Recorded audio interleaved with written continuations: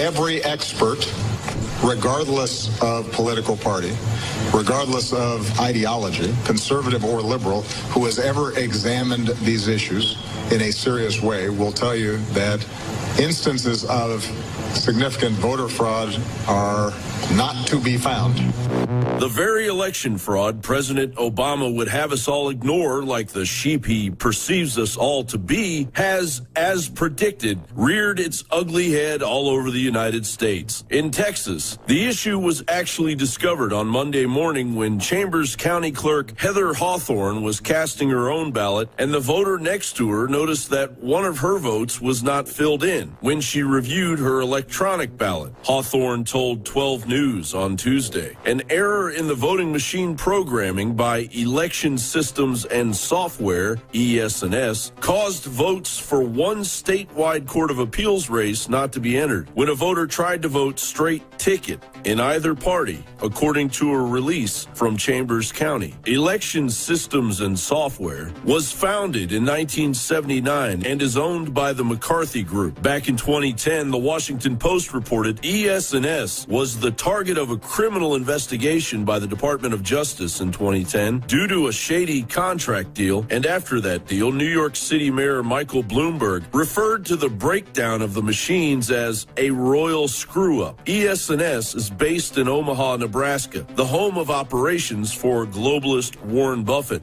the Oracle of Wall Street, Hillary supporter, and one of the main focuses of John DeCamp's The Franklin Cover-Up, an investigation of a corporocratic pedophile society that went all the way to the White House. Ironically, Buffett recently asked the question, Mr. Trump, have you no sense of decency, sir? In 2014, Election Systems and Software was the largest manufacturer of voting machines in the United States, claiming customers in 4,500 localities in 42 states and 2 U.S. territories. And if those machines aren't bad enough, as Polizet reported, the George Soros-linked UK company Smartmatic provided voting machines for 16 states, including important battleground states like Florida and Arizona. Since the story first broke, the flowchart has disappeared from Smartmatic's website, detailing its reach into the United States, raising further questions about the real status of the Soros-tied voting equipment and whether it is truly being deployed in U.S. elections. A petition begging Congress to have an emergency meeting session to remove the Soros-linked machines has already passed its required 100,000 signatures. Smartmatic has since doubled down on the debunking of Soros having any link to their organization by publishing on their website that George Soros does not have and has never had any ownership stake in Smartmatic. But then Smartmatic goes on to say, it is no secret that our chairman, Lord Mark Malloch Brown, is a member of a number of nonprofit boards, including the global board of the Open Society Foundation, Soros's foundation. Lord Malloch Brown is a highly respected global figure whose credentials include former Deputy Secretary General of the United Nations and former Vice Chairman of the World Economic Forum. It's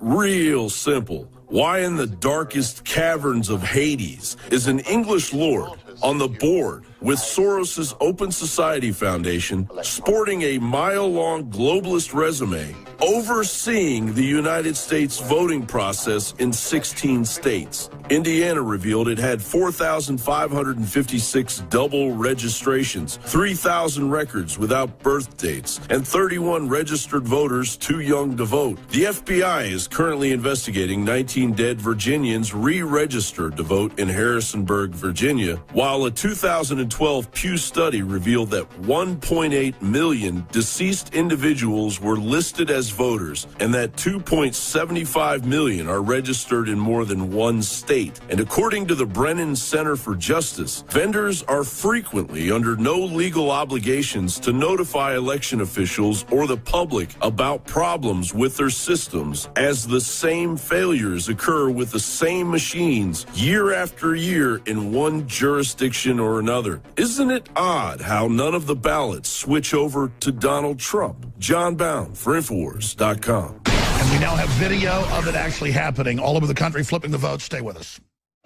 It's Friday, the 28th day of October, 2016. We are now in the final countdown for the midterm general election. Donald Trump is the tip of the spear for nationalism worldwide. We are 10 days and counting down to the general election. But first, we must interrupt your regularly scheduled programming for this most important of messages. Line on nuclear weapons is that when the president gives the order, it must be followed. There's about 4 minutes between the order being given and the people responsible for launching nuclear weapons to do so. As president, I will make it clear that the United States will treat cyber attacks just like any other attack. We will be ready with serious political, economic, and military responses. They're voting for peace on planet Earth if they vote for Trump. But if they vote for Hillary, it's war. We came, we saw, he died. With her, you'll end up in World War III. I want the Iranians to know that if I'm the president, we will attack Iran. Right now, Senator, for us to control all of the airspace in Syria would require us to go to war against Syria and Russia. The U.S. military has just raised the threat level to DEFCON 2. Meanwhile, Hillary Clinton is still threatening Russia with military action following unconfirmed reports of further hacking. It's like she's not even concerned about the repercussions. Of course not, guys. because she's... There's a really loud noise. All right, looks like we're having a little bit of technical difficulties. We'll try to get Leanne back on in a few minutes. When the president gives the order, it must be followed.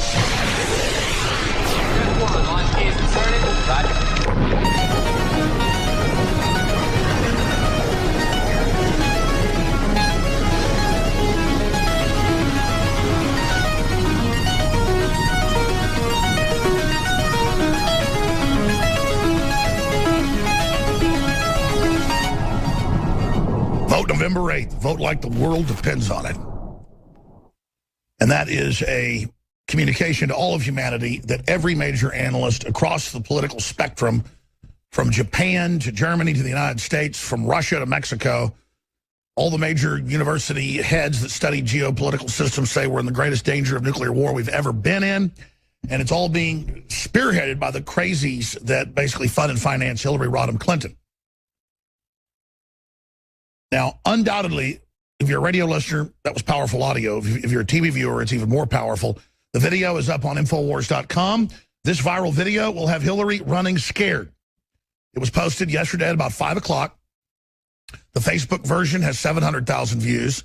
The other YouTube versions have about 300,000. So it's got 1 million views since it went up about 16 hours ago, 17 hours ago. That's not enough. Okay, it needs 50 million views, and we need to get this out to everybody. This is what you send to liberals who don't understand what's happening. You send them undoubtedly the most powerful anti-Hillary ad of the 2016 election. Hands down, it's pure veritas, and it shows you the type of world we're going into if we let this bloodthirsty creature into the White House. So I'm asking everybody to repost it on your Facebook, your Twitter, to send the link out, to copy it to your YouTube page, to send it to talk show hosts, and send it to the Huffington Post, and send it to all of them and say, listen, there's got to be some level of self-preservation instinct you've got. Stop being delusional. Hillary is not the liberal candidate. Hillary is a crime boss. Hillary represents the worst elements on the planet. And that's why it was the Inspector General of the intelligence agencies that recommended Hillary's server be investigated 3 years ago. These leaks aren't coming from the Russians. They're coming from people inside the DNC and inside the Pentagon and inside the NSA. Because they understand this country has been hijacked by foreign interest and the Republic is in great danger. And I'm not lionizing the different intelligence agencies, but we've now reached the decision point where most of the people in the agencies, not at the top, but below them, understand how serious the situation is. And InfoWars and others have gotten out the true narrative of what's happening so we can now have a real debate about what's unfolding. That said, we've seen levels of propaganda against Donald Trump that I've never seen before. Editing what he has to say, taking out of context, lying, repeating whole cloth lies. And it wasn't that the media was so much better in the last few decades. It's just that they thought they couldn't get away with it. Now, because they're so discredited, what do they have to lose? It's a desperateness. And I noticed I get Google alerts, so every 30 seconds or so an article comes in that they've written about me these days. Sometimes it's thousands of articles a day. Usually it's about 50 to 100 major publications attack yours truly every day. And I don't have time to read through a lot of it. When I read it now, it's whole cloth lies. I was reading one big article, big, like 20-page write-up on me, and it was just all twisted lies. It was like quotes I never said. There weren't even links to videos. It was just, quote, the same people that run the communists and the Nazis are our National Guard. Now, I'm quoting the article. I'm not saying this. They'll take this out of context, too. The same people that ran the communists and the Nazis are our National Guard, and they want to cull the population. What the? I never said the National Guard. And again, it's these talking points. Formulaic against Trump, myself, the Liberty Movement, you name it. I actually found it. That was Vox. Alex Jones, America's most famous conspiracy theorist, explained. And then, I don't know how you guys just found it so quick, because there's like 100 articles out today, but that's the one. I guess you searched the term where it said that I say the National Guard wants to cull us? What? I say it's our military more awake than anybody, because that's a fact. I just go with the truth. So they know that, and that's why they have articles saying, I want a cop kill, and I want to kill the military, and it's all lies. But their readers sit there and comment on it like it's real.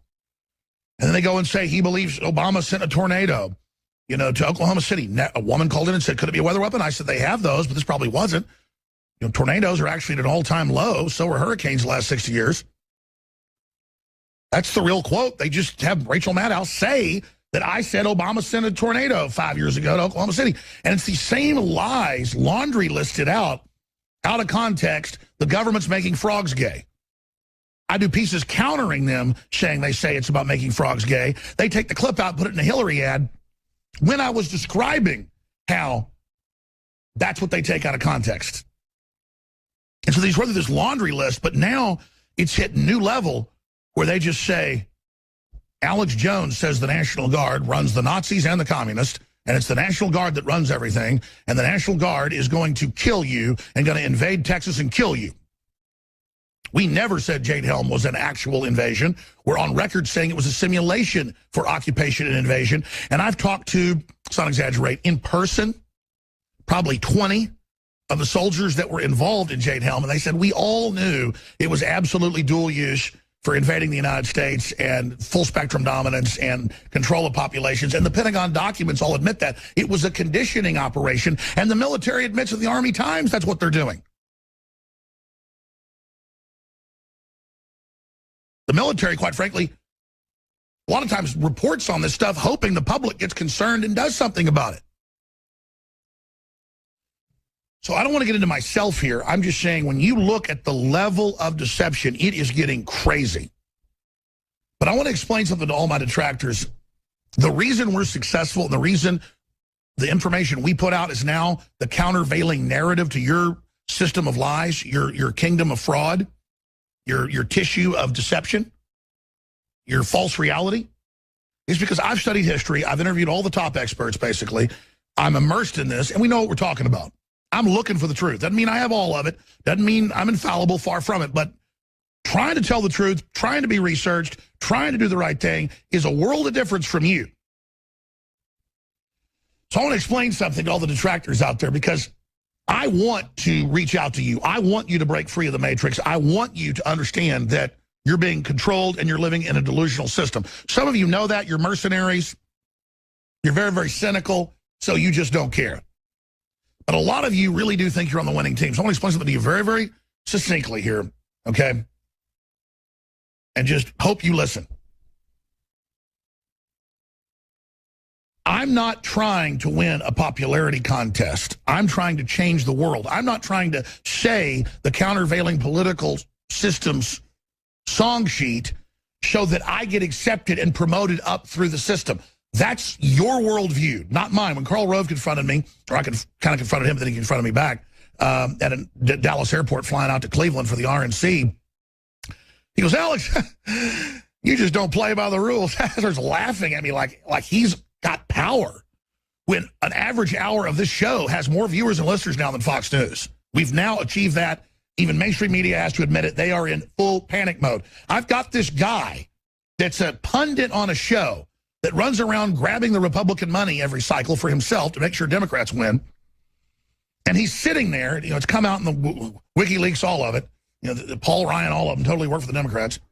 And they just think we're so incredibly stupid that, I'm going to skip this break, that he sat there and he looks at me with a straight face and says, you don't play by the rules, and starts laughing like I'm a loser, like I'm a failure.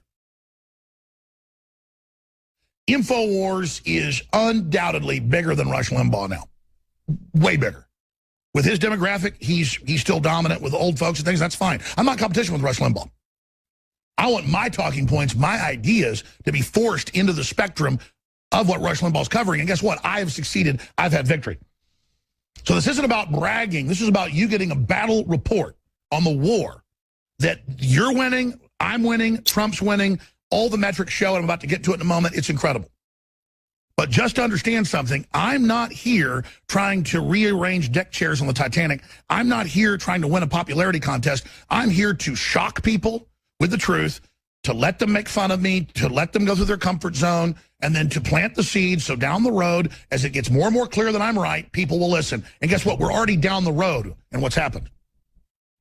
They have to shut down freedom on the web. They have to shut down free speech, because as all this world government openly comes out, and it's totally tyrannical, and it wants to make you poor by design and make you a permanent, impoverished population, you're going to then know I was right.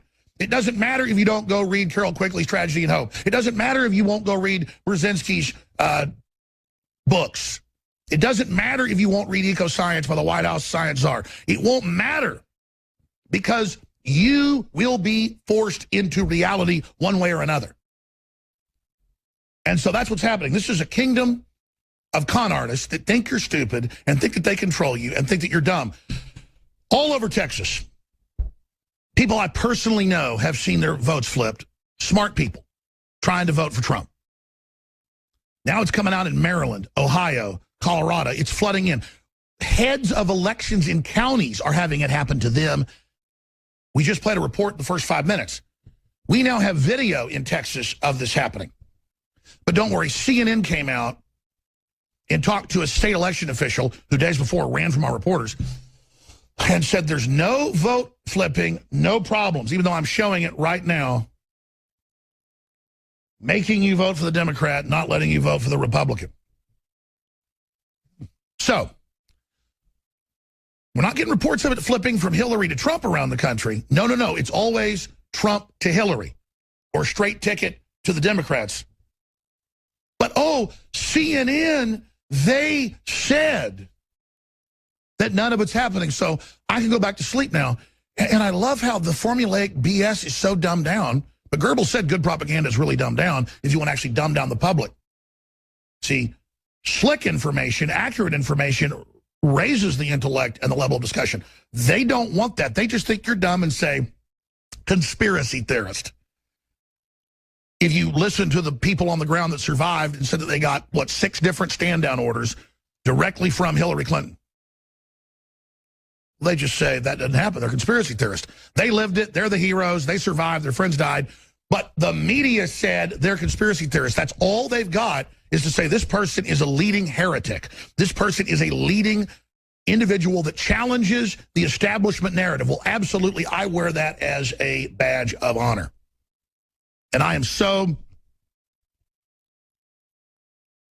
just incredibly blessed that for whatever reason in my life, I'm in the position to resist these people, because these are bad, bad folks, and every fiber of my being wants to stand up against them. But what happens is, once somebody signs on to a con, They get deeper and deeper and deeper and deeper and deeper and deeper and deeper into it, and they just can't admit they're wrong. They just can't admit what they're doing is wrong. They double down because they don't want to admit that they were wrong or that things are scary. And so things get scarier and scarier and scarier and scarier. Now with the Podesta data dumps, we are up to number 21. Let me show folks some of the stories up on drudgereport.com. We can punch that up on screen for TV viewers. Dump 21 developing. Campaign struggles to reach effing dumb young people. Every data dump. Paul Watson just searches the term dumb or basement or black people. And I mean, yesterday it was, man, these are some dumb black people. Yeah, David Brock seems to think black people are dumb. Well, you know, or, oh, yeah, these Bernie Sanders people living in their, you know, mother's basements and baristas and these poor people, poor, stupid people. And more and more and more and more and more is coming out. That's the mindset of these individuals, ladies and gentlemen. You've got Hillary basically falling down again yesterday, stumbling around everywhere, looks completely out of her mind. But that's okay, because I'm with her.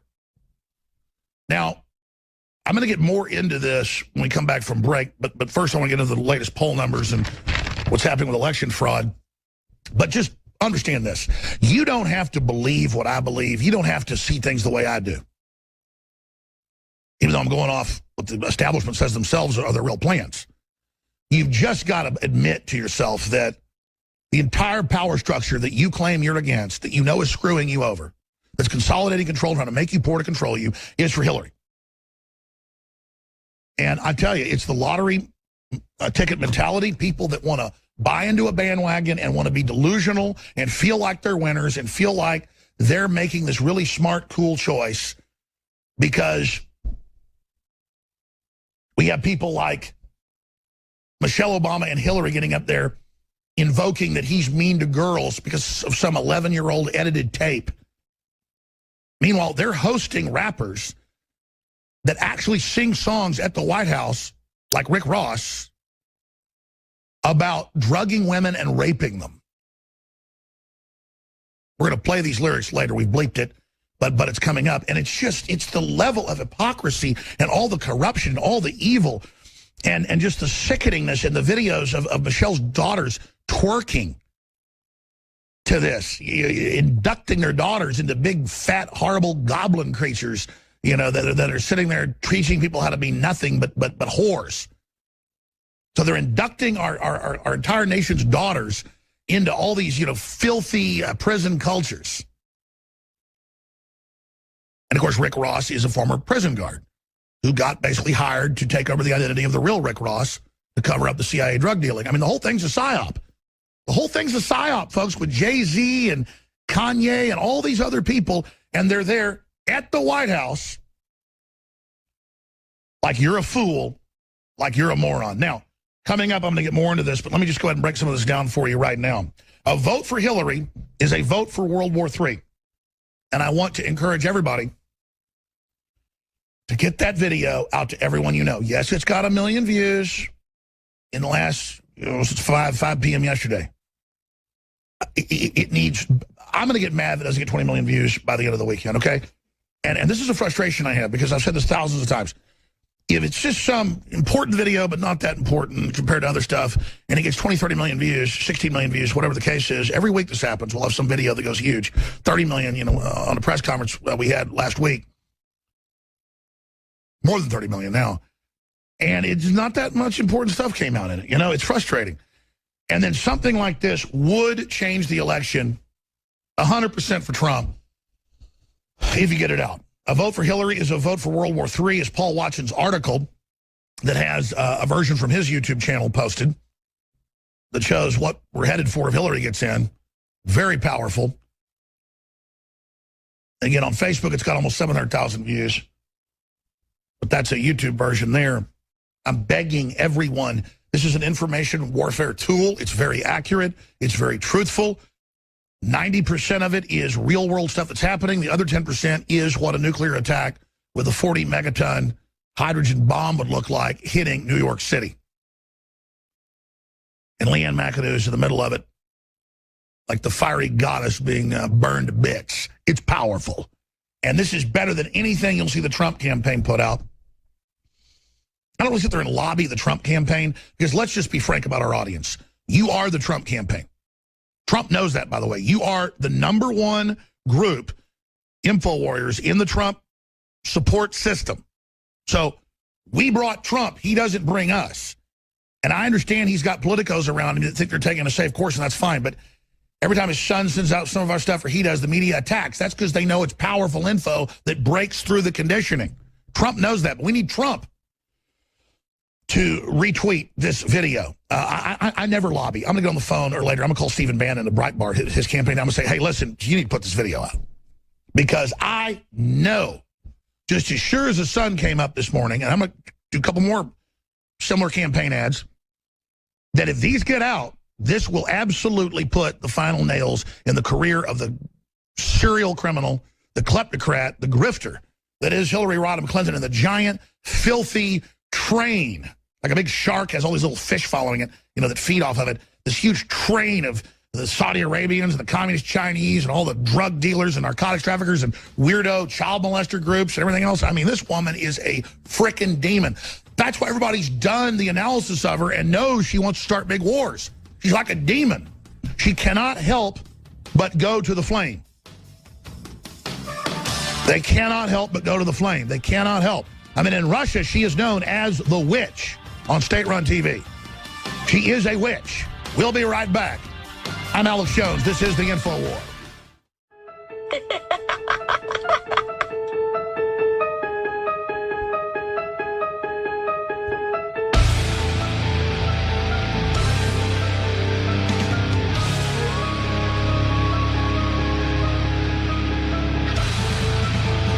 If you are receiving this transmission, you are the resistance. Walker put together, one of our great graphics people, that little Halloween intro with really how creepy and scary the Clintons are. And, of course, it was Darren McBreen and Leanne McAdoo that put together the nuclear war emergency report. A vote for Hillary Clinton is a vote for World War III. This is definitely the most powerful political ad of 2016. And believe me, I would give credit to anybody else that did it. I don't care. Everybody knows that. I'm just saying that so people understand this is the one. It's the truth, and with the demographics, it's one of the only ways to reach liberals that have any basic instincts for survival anymore. Hillary is a known warmonger. The Pentagon has warned of this. Everyone has. She is very unstable. She admits in WikiLeaks that her, quote, instincts are very bad. She has a vicious temper. I don't mean one that just flares here and there. I mean, it's what drives her, it's what controls her, and she wants to dominate and absolutely control. Now, here's the huge news, obviously. Maryland Trump supporter, they switched my vote to Hillary, Infowars.com. Clinton insider, rigging only way Hillary can win. Look at this one. 2 investigators, Chicago votes cast ballots beyond the grave. That's CBS News. This is happening all over the country. Look at this one. This one's out of Bloomberg. Now, remember, nobody wants illegals to vote. There's no illegals voting. There's no such thing happening. But you can pull up hundreds of articles in the Chicago Tribune, the LA Times, you name it, saying we're going to let illegals vote. I mean, you can land off an airplane and not have a visa, anything. And you just get to vote. I mean, imagine if you showed up in Mexico or New Zealand or, I mean, anywhere and said, hey, I'm here to vote. They're like, what? Are you a Kiwi citizen, sir? No, but I get to. Why are you racist? They'd be like, boom. It's so outrageous, but only in America under political correctness. So here's the article. I want to show this for TV viewers. This is out of Bloomberg, right here for folks. Some cities, see, this is what London's already saying. We don't care what Brexit does. We've got our Muslim mayor. We're just going to bring people in and issue our own visas here. It's a breakaway. The globalists breaking up our country. Some cities want their immigrants to vote.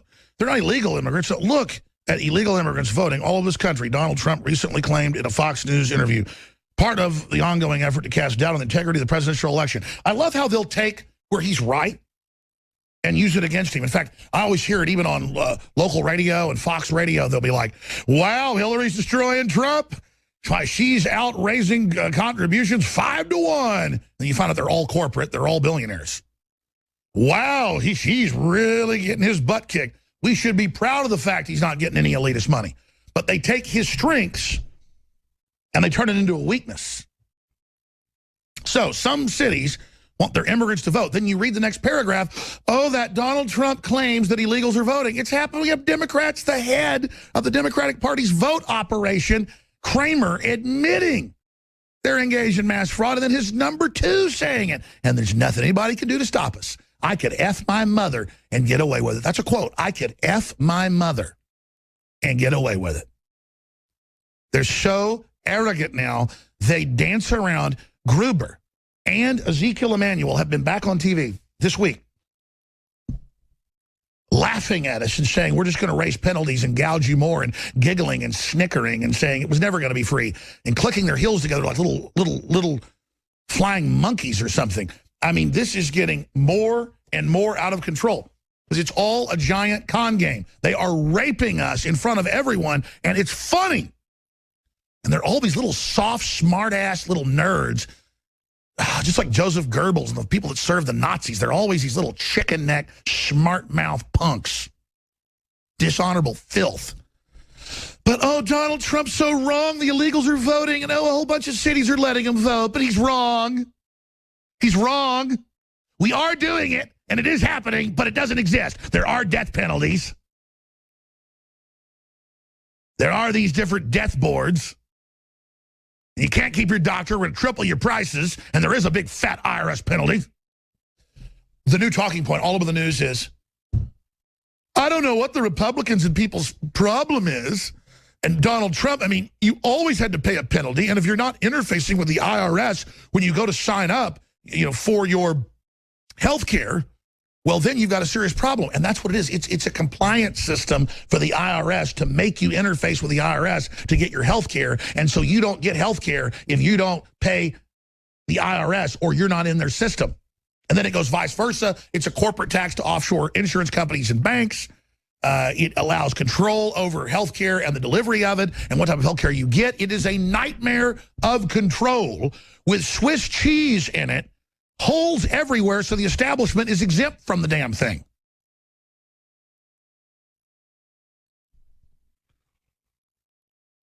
And, of course, everyone's saying, oh, Hillary's going to have to reform this. Oh, yeah. It was always in the WikiLeaks. We told you long before it was in the WikiLeaks that it was designed to implode because they would go on C-SPAN and write articles and books to their constituents saying this is a screw job. You go to the general public, no, their constituents are the big banks, the intelligentsia, where they all hop around and giggle like Gruber on TV. Thank God everyone's so dumb in America. Thank God they have no attention span. We can really rip them off. It's the same thing. They put out the whole deal. People are like, wow, Alex, you were right again that Hillary wants it to fail to bring in something even worse. How did you know that? You're so smart. I'm so smart.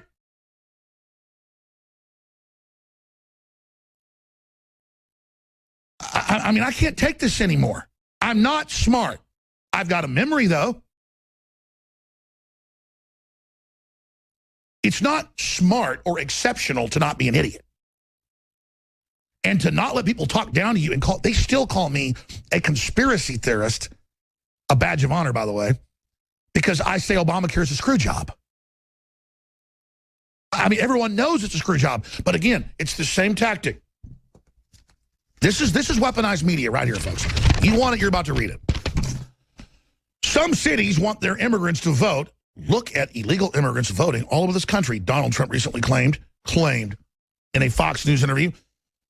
Part of his ongoing effort to cast doubt on the integrity of the presidential elections. There's no evidence to support the Republican nominee's claims of election fraud. Oh, no. And then notice they use a lawyer term. Voter fraud and election fraud are two different things. Generally, election fraud is electronic. Massive evidence of that. It's a historical fact. But there's also organized voter fraud at the precinct and county level. And so that becomes election fraud. So there's three different types: pure voter fraud, election fraud, and then election fraud through mass organized voter fraud. I'll give you some real definitions there. But let's continue. Quote, there's no evidence. That's right. Oh, there's no. Oh, thank you, Bloomberg. And you don't want our guns either, right? Remember Bloomberg a few years ago wrote an article. He said, I'm the biggest Second Amendment supporter there is. That's the headline. No one believes in it more than me. That's like saying Jeffrey Dahmer, doesn't like to kill people. I mean, it's just, they talk to you like you're a moron. Because they're such psychopathic control freaks, they think they can force feed you, and it's all about when will they comply? When will they comply? Just intensify the lies. Just intensify the lies. So some cities want their immigrants to vote. That's outrageous. That's sedition. But they have it there in a headline like it's no big deal. See, it's all an assault on reality. There's no evidence supporting the Republican nominee's claims of election fraud, but some cities are moving to expand voting rights to include non-citizens. Oh, cities are going to let people vote when it violates federal and state law. But Donald Trump isn't right about it. And it goes on. Non-citizen voting isn't as radical as it might sound. And then it just goes on of how good it is and how nice it is and how fun it is. And it just goes on and on and on and on. And, oh, we've brought all these people in, so now they deserve a say and blah, blah, blah. So there you go. They know they've got readers that have been turned against Trump, so they bring them into the next phase of tyranny by going, Trump is evil, and this doesn't exist, but it does exist, and Trump doesn't like it, and you're now part of our club. I mean, this is mind control, people. This is mind control. So that's just one of the articles. So, Maryland Trump supporter, they switched my vote. There's video, Infowars.com. Yet another report of vote flipping. John Brown had a report at the start of the show where they had the election official certify that it was flipping votes across their systems. We have it on the Texas letterhead, but CNN says there's no truth to it. It's another wild conspiracy theory. But the good news is CNN has almost no credibility. But that's the crazy part, is they just keep moving forward with the fraud. So, another 2 investigators. Chicago vote cast ballots from beyond the grave. A vote for Hillary is a vote for World War III. I mentioned that's very, very important. Don't forget this one. WikiLeaks email. Hillary campaign struggles to reach effing dumb young people. Yeah, they're so dumb they don't like your Obamacare. I also want to get into Clinton and Michelle Obama make their first joint campaign and talk about the horrible misogyny of Donald Trump while they have the dirtiest Arrested Development dumbass thugs. Well, they're not dumbass thugs. I mean, a lot of them are real thugs, but they're also just predators. They're pimping everybody. Up there singing about date-raping women. These are songs on the list sung at the White House while Michelle's daughters shake their asses. So she pimps her daughters out, literally, to big, fat, demonic pig monsters who are all about using everyone and being basically satanic, all about being about themselves and me, and all this crap is the reason you have nothing. Because the White House is full of a bunch of trash. I got to say it, though. The Clintons are even trashier than the Obamas. They are the trashiest of the trash, just trash upon trash.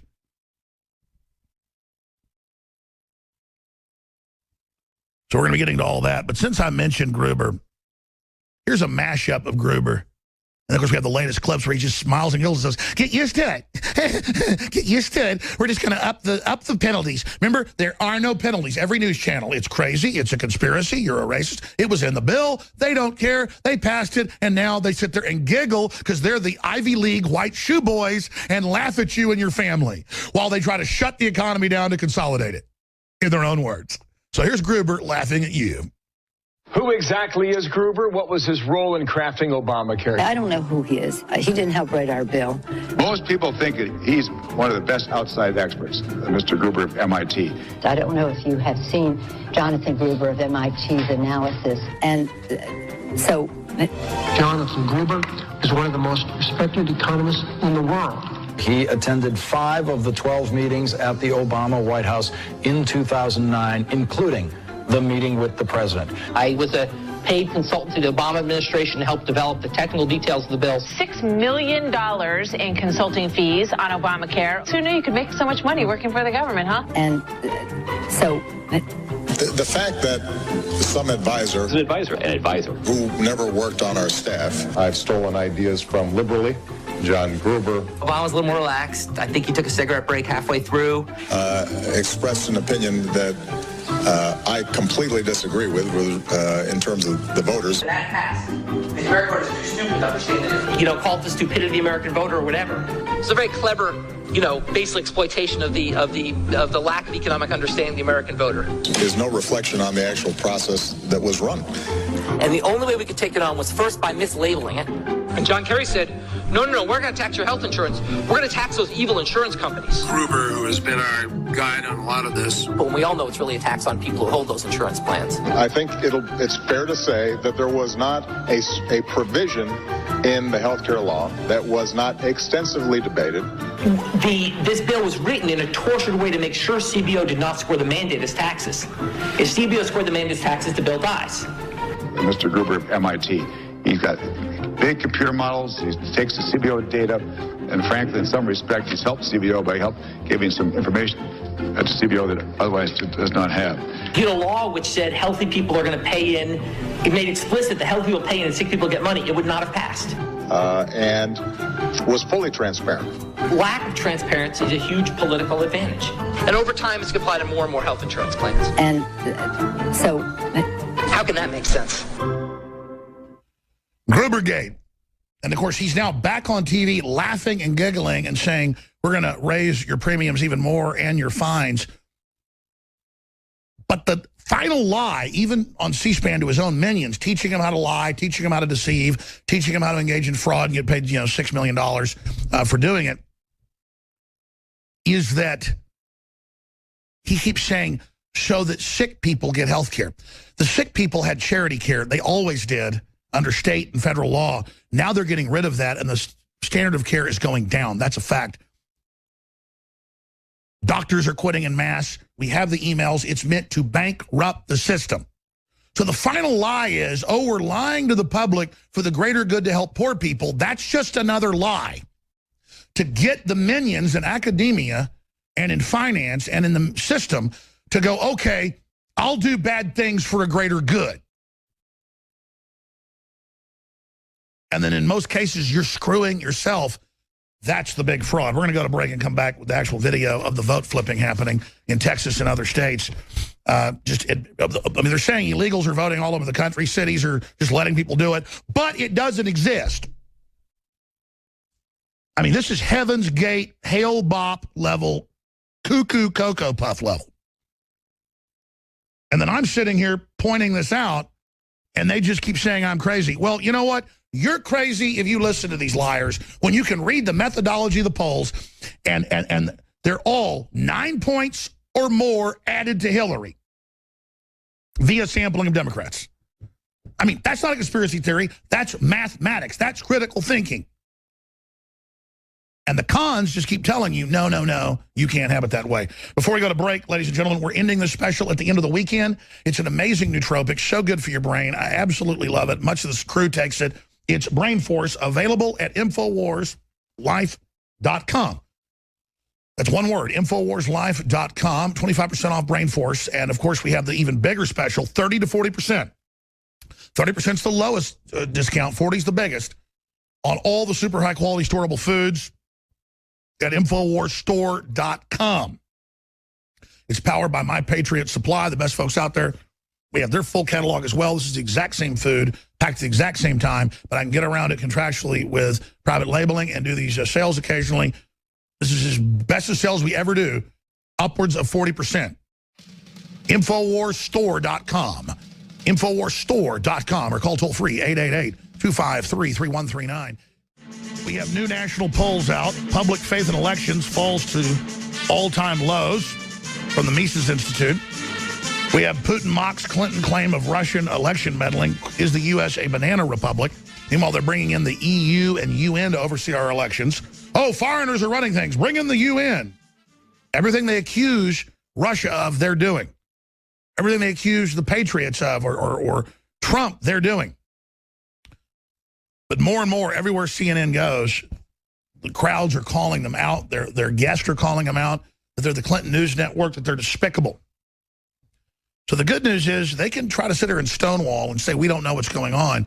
The truth is coming out. Now, the Democrats, back in 2008, ran a voting machine, comedy piece via The Simpsons, where they're trying to vote for Obama, but they keep getting McCain over and over again.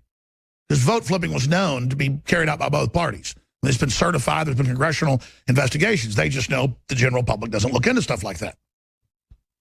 Hell, they could tell the public Congress is a conspiracy theory and it doesn't exist, and people would buy it, at least 30%. I mean, I'm not kidding at this point. They're now demonizing the word mother and father, okay? They mean business, folks. They are taking over reality. We're in a total war. And so here they are saying it's a big problem on The Simpsons, but now no one ever heard of it as state election officials are saying, we've certified in Texas and other states, they're flipping. And they certified in Illinois and Colorado and everywhere else that illegals are voting. And dead people are voting. And they're trying to get illegals to be able to vote. I mean, we're going to get illegals to vote, but it doesn't exist. Trump's completely insane saying illegals are voting, but we are having them vote, though.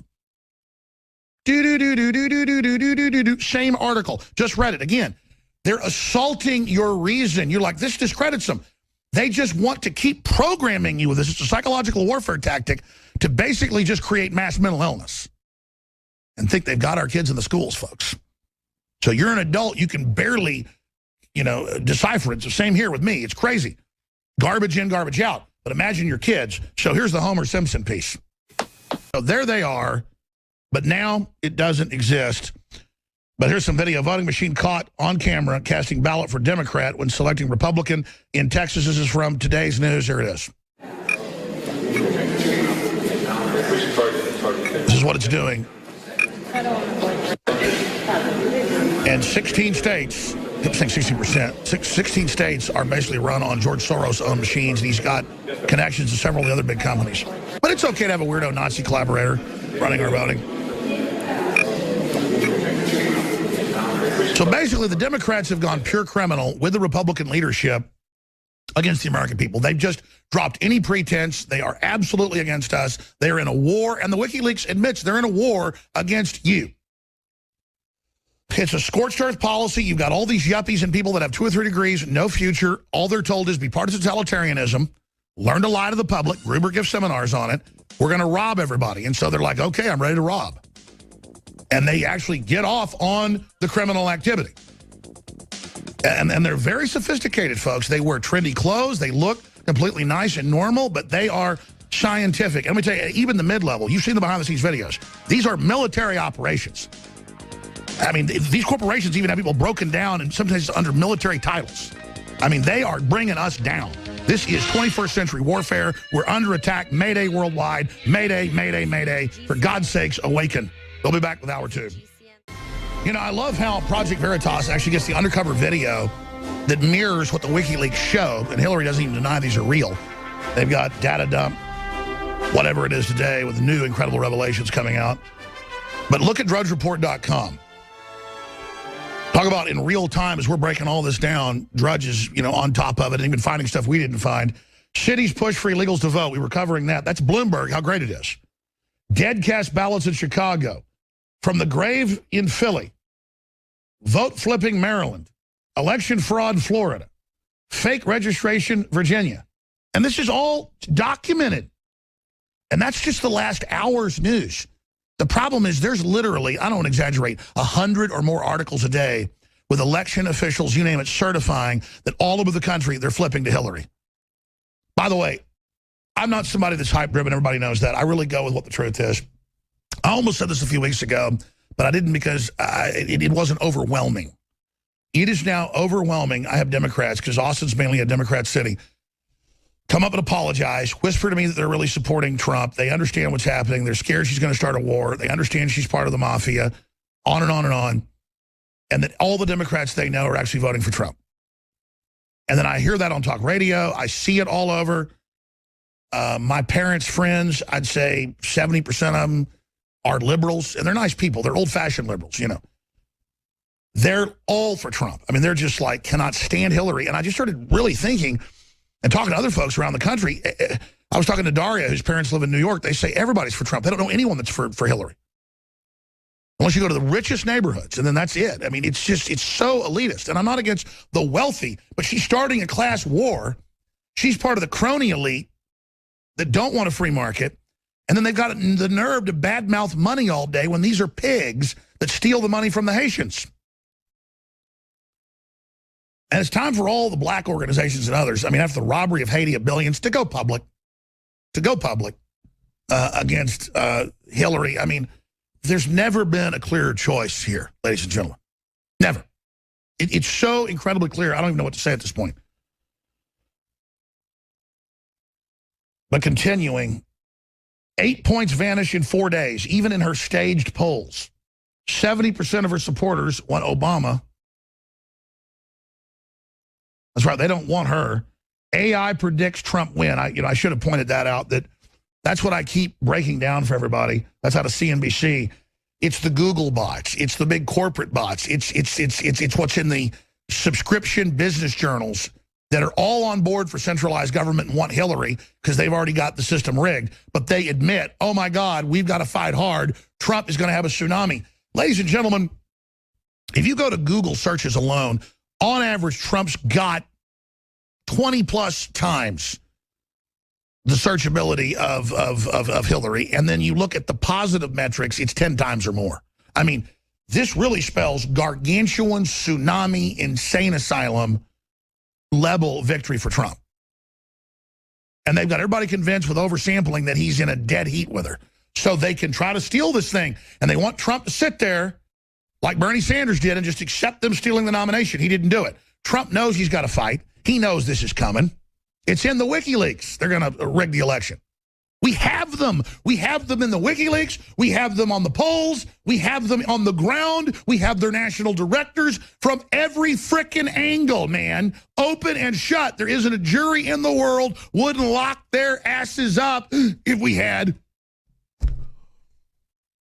real prosecutors in this country that weren't political hacks. And I understand that they're controlled by people on top. A lot of them are not bad people. That's why we're seeing all these leaks. The leaks are not from the Russians. I mean, some of them have been, a very small percentage. The Russians, when they leak something, admit it. Like ClimateGate. Okay, thank God we learned the UN was over 1,000 universities hiding the decline and fixing the numbers to get carbon taxes. Thank you, Russia. Russia doesn't want a bunch of carbon taxes. They're about to collapse just like we are. So, yeah, they did that. All this other stuff, just like William Benny told you 6 months ago, it's coming from U.S. intelligence agencies that have some shred of sanity left in their minds. All right, we'll be right back, ladies and gentlemen. The big AI systems show whopping victory for Trump.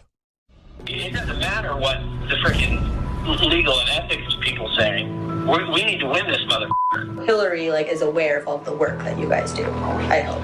The campaign is fully in. And then they tell Hillary, what's going on. Well, Hillary knows through the chain of command. Yeah.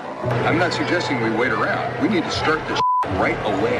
Okay. On every one of these fronts. Okay. What I call it is conflict engagement. That's your version of reenfranchisement. Conflict engagement in the lines at Trump rallies. We're starting anarchy here. This is part one of our undercover investigation into the dark, backroom dealings of the Hillary Clinton presidential campaign. The culmination of a year-long investigation infiltrating the machine from the bottom all the way to the White House. There are concerns this election will be rigged. What you're about to see will make you uncomfortable and angry. It's graphic, uncensored, and disturbing. Our attorneys say there is strong evidence of criminality, and this is just part one. A lot of for union guys? They'll do whatever. Oh, yeah. You want. And they're rock and roll. So I'm basically Deputy Rapid Response Director for the DNC for all things Trump on the ground. Nobody's really supposed to know about me. No, I'm saying, we have mentally ill people that we pay to do Make no mistake. This guy named Cesar Vargas. Is his name. I got a priest to cry on camera once. Brad and Bob and Lux and myself are all part of the old school method where it doesn't matter what the freaking legal and ethics people say. We need to win this motherfucker. So Bob is really good friends with him, and talked to him this afternoon. And they are all in. If we can get 25 grand, they're all in. There is a narrative that supporters at Trump rallies are violent and dangerous, looking to beat up protesters who don't agree with them. But our undercover investigation into the Hillary Clinton Democratic Party machine reveals a very different story. If you're there and you're protesting and you do these actions, you will be attacked at Trump rallies. That's what we know. So that's part of the process of eliciting the reaction. The whole point of it is we know that Trump's people will freak the out. His security team will freak out, and his supporters will lose their. This is Scott Fogle. He's the National Field Director for Americans United for Change. He used to work for People for the American Way, an organization funded by George Soros. He also has his own company called the Fogle Group. He is one of the dark operatives for the Clinton campaign. It doesn't matter what the frickin'... Now, the reason I wanted to start this hour with that information is a fellow has visited me here in Austin. I've been on his station for many years. He's a general manager there. Matt Dubiel's a father, a patriot. His videos went the most viral, tens of millions of views total. That's not even counting when they aired on CNN, Fox, you name it. When he was there with his family and was just trying to go see Trump and saw police being beat up, citizens being attacked, Trump supporters being beaten, women being beaten up by men. I mean, imagine if Trump people did this, and he got a lot of the different videos inside and outside. Now, remember, back when this happened, back in March, 6 months ago or more, the media said Trump people were attacking Sanders folks, but we later had our Chicago Police Department source, days after I talked to Matt, confirm this. Stone had another source confirming it, that they had MoveOn.org buses, it's now come out in the WikiLeaks, and other documents, as well as what Project Veritas got, coming in dressed up like Sanders supporters. They were hiring mentally ill people, drug addicts, giving them sometimes $1,200 a day. But they had to go get in a fight. Couple $100, Jack Daniels, vodka, drugs. This is all come out. But you got to go knock somebody upside the head. And the bird dogging is you go up and you hit them below in a crowd so people don't see what's happening. And I've had anarchists do this to me, communists do it. They'll come up and hit you in the back and then wait for you to turn around and knock them upside the head so they can get you arrested. So this is how they operate, ladies and gentlemen. And I've dealt with it so many times. I've had these people hit me in the ribs, and I know full well I'm getting set up, where they, scream, kill Michelle Malkin, and then I wasn't saying it, and then say I was saying it. I mean, they're very sophisticated. Thank God we had video that I wasn't the one saying it, though, so that big national attack piece fell apart. But I've had them try this on me at least 5 times, setting me up in crowds. Okay, so the good news is the police, they're not perfect, nobody is, but they're on to these scams. So we're going to go to Matt Dubiel until about 45 after, because I want to set this up, though. We're going to be here in a few minutes. He's a vice president and general manager of WCKG Radio in Chicago, 1530. Most recently, he made, again, national headlines on Drudge, Fox and Friends, Inside Edition, CNN, for his criticism of the TSA screening of his 3-year-old son. And then, of course, more recently, with the whole situation at the Trump rally in Chicago, which was the beginning of our investigation. But what's amazing is everything he said has now come true. And here's Donald Trump in the last debate calling Hillary out for it. Those people, I don't know those people. I have a feeling how they came. I believe it was her campaign that did it. Just like if you look at what came out today on the clips, where I was wondering what happened with my rally in Chicago and other rallies where we had such violence. She's the one in Obama that caused the violence. They hired people, they paid them $1,500, and they're on tape saying, be violent, cause fights, do bad things. There you go. And he goes on to point out what she's doing is criminal. Now, the reason I wanted to play that is this is a big national issue now, one of the chief issues of the dirtiness of that rat Hillary. Now, here's Matt, right after it happened, breaking down the evidence that it was MoveOn.org, George Soros, Hillary, and the whole setup, now proven completely accurate. Folks, we're like accurate 99% of the time. It's ridiculous how on target we are. That's why major intelligence agencies around the world listen, not just the U.S. government. That's why people all over the planet listen to InfoWars, because we've done the research. And it's important that we point that out, because this broadcast has the talking points and the information that will bring these people down. So here's Matt back in March, right after the staged riots. is what they're not really talking about at that event. It was a peaceful event until the moment when they announced that it was canceled or postponed for safety concerns. And then you saw all the people that were in the crowd that were virtually sleeper cells. And I don't want to use that term because I know that they weren't. No, that's what it is. They're hired by George Soros. He's taking credit. Hillary, and they're blaming Sanders. It's incredible. They paid him to do it. They're under orders. They're mercenaries. And they go in and they do this. And as soon as they knew that happened, okay, now we're not going to disrupt Trump. Now we're going to activate because our threats work to shut it down. And now we're going to cause a melee so they can run headlines saying the most dangerous place to be in the world is a Trump rally for a chilling effect. Okay, so going to Matt Dubiel of WCKG.com, 1530 AM there in Chicago. The reason this is important is they tried to cover it up. It's all come out, and it's all over mainstream news today that Hillary has failed, and the media has failed. They're all very down on themselves to suppress the emails, and it's really hurting Hillary. So isn't that just terrible that they've failed in their criminal conspiracy against the American people? Matt, great to have you on with us. Alex, thanks for having me. I want to really express some gratitude for what you do and for InfoWars, because without you, and I mean this from my heart, without you and without these stories being told, I cannot imagine what kind of election this would be. I cannot imagine what kind of country we would be where the lies are allowed to go on and the bullies are allowed to keep on bullying. I mean, imagine the Project Veritas videos. I didn't know about them until your organization, InfoWars, started talking about them. And because you started talking about them, we started talking about them. And because of that, my cell phone's blowing up because I used to work with the guy on the video.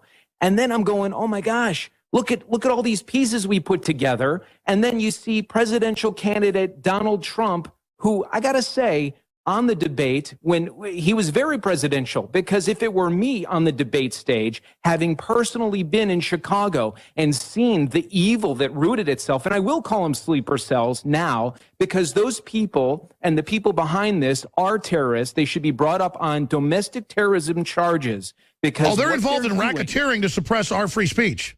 It's criminal, it is deplorable, and it's disgusting, frankly. And I can't believe that Trump handled himself the way he did. Because he just gets more presidential as he goes. But just to expand on that, with Drudge and Veritas and all of us in local stations feeding the intel in, that's why we're giving them a major run for their money, and they're seriously panicking. I totally agree with you, but the fact that we're bringing this back up and Obamacare back up just is more of the greatest lies, the greatest hits they've been involved in.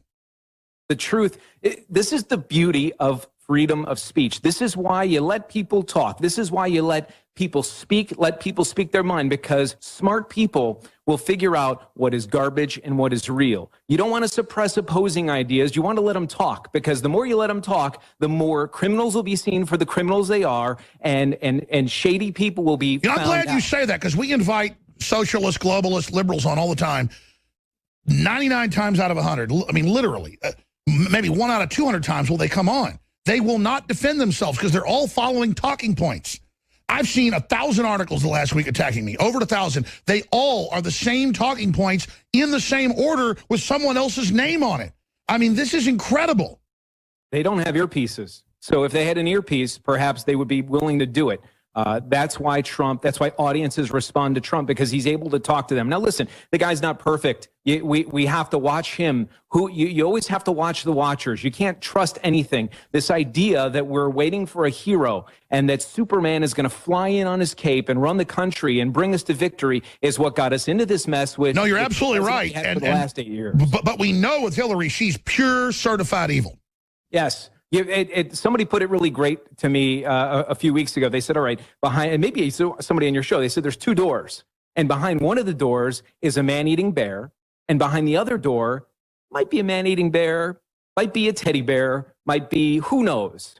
You know what's behind door number 1. at least you got a chance with what's behind door number 2. And then, by the way, it's up to you, it's up to me, it's up to every single American person to make sure that the Constitution is upheld and protected. It's our job. And we're bringing all that back. And exactly, the globalists are already behind the scenes. They know it's in door number 2. They know he's a populist. They know he's a patriot. They know he sees himself as an underdog. He really wants to empower this country. Now, he might be manipulated. He is very pig-headed. It's why they hate him. He will take basically almost no one's advice, strangely enough, unless you just really straight shoot him. That's media can't stand the fact that Trump actually listens to me because nobody else seems to. But, I mean, it's just crazy to be in this day and age and to know for a fact Trump is real. But you're right. He's a man like anybody else. We can't put everything in him. We've got to just use him as a figurehead to try to bring the republic back. And just because you like something doesn't mean you have to be against something else. If you're going to be against something else, be against lying, be against corruption, be against dissolving the Constitution. Those are the things that I think that we can all agree on together that are not worthy endeavors, and then we can unite against those things. But just because you're going, there's people here, there's so many closet Trump fans. It's going to be a very interesting election in a few days here because there are so many people that are just waiting in the weeds and not saying what they're doing. And you look around and you talk to the cab drivers and you talk to the working people of the country, no matter That was my next question. Matt Dubiel, station manager there at WCKG.com, 1530 AM in Chicago. I was going to say this a few weeks ago because it was already there, but it got so over the top now that I can tell you, I have Democrats running up to me, black, white, Hispanic, old, young, you name it, waiters at restaurants, cab drivers stopping and seeing me, people at grocery stores of all walks of life going, they really are set up against Trump. Hillary really does work for the mob. She really does want war. And I ask them, I go, do your other Democrat friends feel the same? They go, absolutely. I don't know anybody that isn't voting for Trump. And then you're like, oh, my gosh, no wonder they're having to add 9, 10, 20, 30, 40 points oversampling of Democrats to claim she's in the lead. And even with all that oversampling, he's now in the lead in most battleground states. So what is you're a smart guy. What does your gut tell you is coming? And what is it they're going to pull? We got 10 days left here. I've been overcome with a sense of peace about this. I've been really bottled up and really pent up about this whole thing for a little while and really quiet. And just this week, I got overwhelmed with a sense of peace about it. Let me just stop you. I got to interrupt. We did not talk before you came on, did we? No. I said this on the show earlier this week. I have been so bottled up. I couldn't sleep, so upset, like I wasn't doing enough. And it's the craziest thing. On Monday, driving into work, this peace hit me. And I have just been so much more at peace. It's crazy. It's like I felt America come back from the dead or Monday. Are you saying you felt that? That's exactly what I'm feeling. Exactly how I feel. And it's a very calming feeling. And that doesn't mean that I want to, it's a feeling of, there's people by me that don't want to put yard signs up. I don't care if I have a yard sign. Before I would be like, no way, we're not putting a Trump sign in our yard, or we're not doing this, or we're not doing that. I have this feeling like it's okay. Things are going to be okay. And I believe that the people that you see at these rallies, these Trump rallies, these thousands of Americans, my parents, baby boomers and their parents. My grandmother is 98 years old. She will tell you until you'll stop listening how Donald Trump is going to be the next president. Now, there is a little bit of danger in that because, again, we don't want to get into the same situation where, the president is Superman with the cape standing above us all and impervious to judgment and being held accountable. We have to hold our leaders accountable. However, I do feel that that everything is going to work out. I do believe that America is on the upswing. Even when you hear a guy like Michael Moore, who I don't ever want to hear, I don't ever want to see. But I watched that clip and I thought, Michael Moore is telling the story about Trump taking on Ford. And for those that haven't heard it, let's try to cue that up for the next segment. And I analyze what he did. He gives like a 5-minute speech and he admits that we've been screwed over by globalists. Both parties have done it. Now both parties are against Trump. People see it. They want to send a big FU signal, that's his quote, to them. That's how he baits you in the beginning of the film and the trailers and promos, because he knows Trump's like 70% now. He just wants to make money. Then he baits you in the second half of the movie, endorses Hillary and gives some pseudo-intellectual garbage. But the fact that he still has to act like he's with the populist and with Flint, because that's his whole identity, shows this crisis of conscience they're having.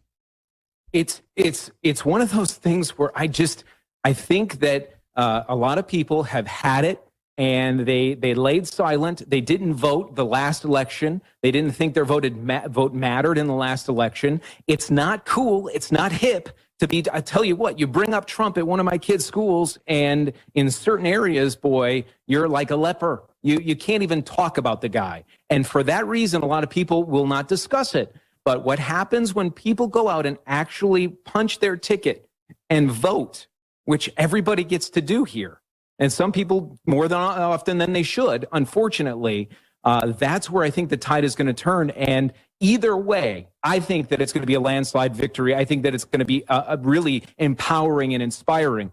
But even if it isn't, I have this feeling of peace about it, because that's what's going to lead to the next there you go. Even if they steal it, which I believe Trump's going to win, they're going to have to steal it. It's the animating contest of liberty. It's like we're learning to lift, weights again or jog. We're getting stronger as we move forward, and Trump is exposing the globalists, the inside deals. This is irrevocable damage he's causing. That's why there's no corporate money. That's why all the internal Republican emails say we've got to stop him, and let's get Paul Ryan's, family member, a Supreme Court justice. Hillary wants him to have that. It's revealing the whole sordid mess, and the more they try to twist things to stay in power, the more they burn themselves down in self-immolation. So I don't put a good face on things. I'm always accused of being the fearmonger. I wasn't fearmongering. I was saying what was really going on to get the giant awake, to get him out of bed.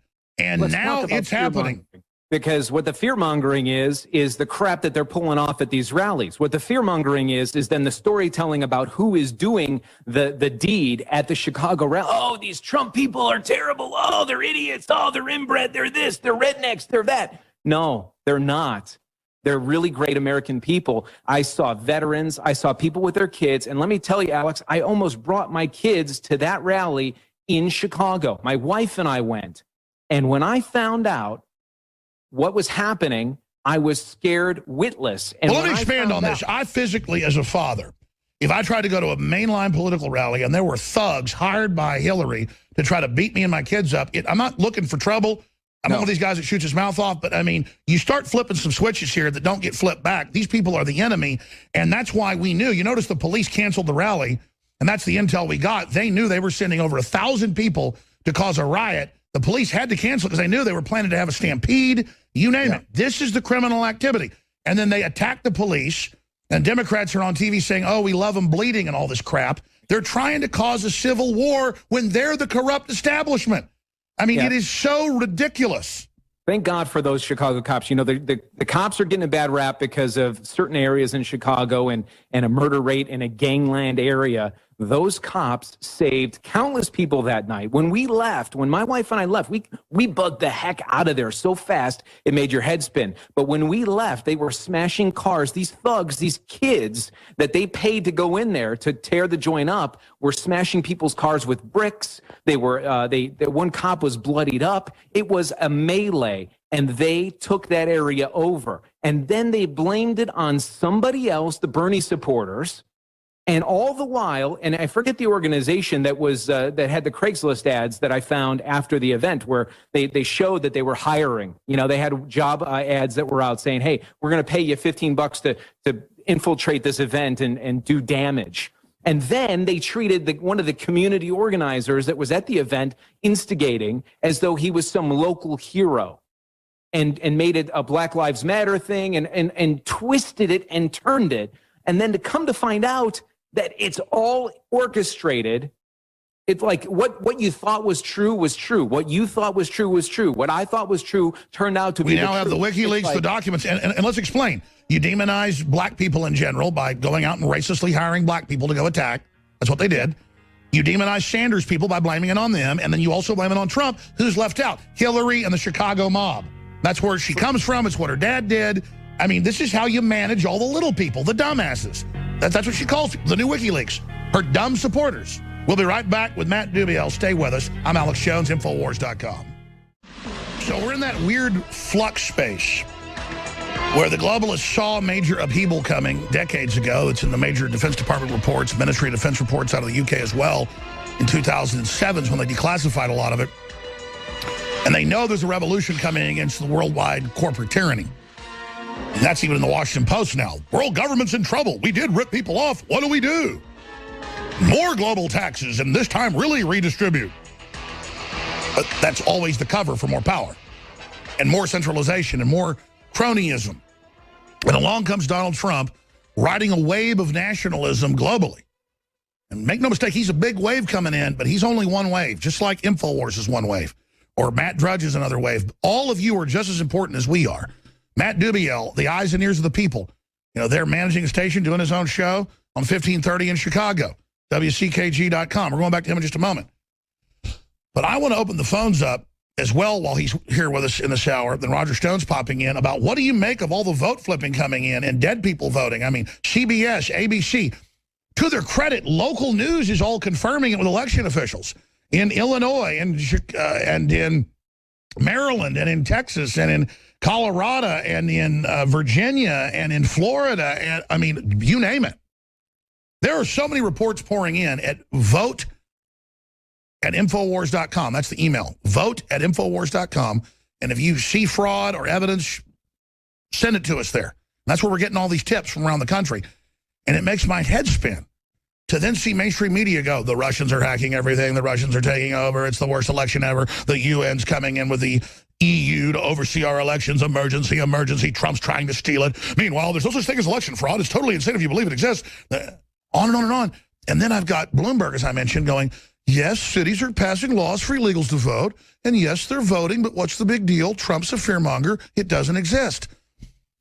They're doing some weird psychological warfare stuff where they discredit themselves in front of you. It's really sophisticated stuff, but I don't see it working. Or maybe it's not sophisticated. Maybe it's just the mental illness of con men once they get caught to just keep trying to run the same scam. We're going back to Matt here in just a moment. Before we go any further, I sell things that I use that I believe in that are high quality. I mean, if I go to Cabela's and find some cook stove I think's great, I say, hey, call this company, buy 2,000 of them, try to get a better price than anybody's got and sell them. Yeah, I mean, that's what I do. There's particular optics I really like. I say, hey, let's pick those up and sell those in the store. The best water filtration systems, the best non-GMO heirloom seeds, the best nutraceuticals. About a third of what we sell at InfoWarsLife.com is private labeled from some of the biggest organic producers in the country. Some of these formulas are 30 years old, absolute benchmarks, and we'll just discount them 15, 20%, give it a new name, and you know, sell it that way. High quality, low price is what we believe in. We've got some Rolls-Royce products as well that are, again, a third or less what competitors are, like the DNA Force. We've got some things that are $9.95, though. 25% off on Brain Force, the amazing nootropic. That ends this weekend. Just go check it out for yourself. 30 to 40% off on super high-quality storable foods produced right here in America, in Utah. We can only do this discount every once in a while, but people are taking advantage of this. 30 to 40% off. If you ever thought about getting storable food, with all the war talk and the economy and the rest of it, this is insurance you can eat for 25 years. This is insurance you'll be able to always use. And with inflation, you'll be able to save money in the future eating your investments. So you cannot lose with this, because on top of it, you're supporting the info war, a 360 win. So make no mistake, we're doing amazing things together. Thank you for your support. We are the tip of the spear. You are at the heart of that. Look at how everything Hillary does turns to pure crap. Look at how all their evil is being brought out into light. Look at how good is beginning to stand up, and it's only beginning. So your financial support of this broadcast and our local stations, being a sponsor, supporting the local stations, spreading the word, that's just as important as supporting this operation and what we do. But, you know, the network's got its spots. That's great. That doesn't fund our operation. I fund our operation 70, 80% through direct sales. We have some great sponsors as well. But understand, you cannot spend money someplace to get better products at better prices to support a better cause. It is a win, win, win, win, win, win, win, win. And even if you don't want to check into high-quality colloidal silver at the lowest price you're going to find it at the highest quality, fine. Just spread the links, the videos, the articles. That's what really matters. Your time, your energy is what's really valuable. And we've got this new video out that basically shows the nuclear war that's going to be started. Most experts agree if Hillary Clinton gets in and has her way. She's evil. She wants it. She says she wants it. We have her on tape saying she wants war with Russia. She wants war and all this other garbage. The video's on Infowars.com. This viral video will have Hillary running scared. It actually has her running scared. And it's up on Infowars.com and PrisonPlanet.com right now. Now, listen, a lot of folks will say, you put this up at 5 o'clock yesterday. As of showtime, it had 1 million views. 700,000 on Facebook, another 300,000 or so on our 2 YouTubes. That isn't enough, okay? I want 20 million views by the end of the weekend. And I mean, because I know this will devastate them. I know this is the most powerful political ad of this cycle. This is what they did against Barry Goldwater, but it was the opposite. The warmonger was LBJ. We're actually turning it around at them right now. This is the ad. This is it.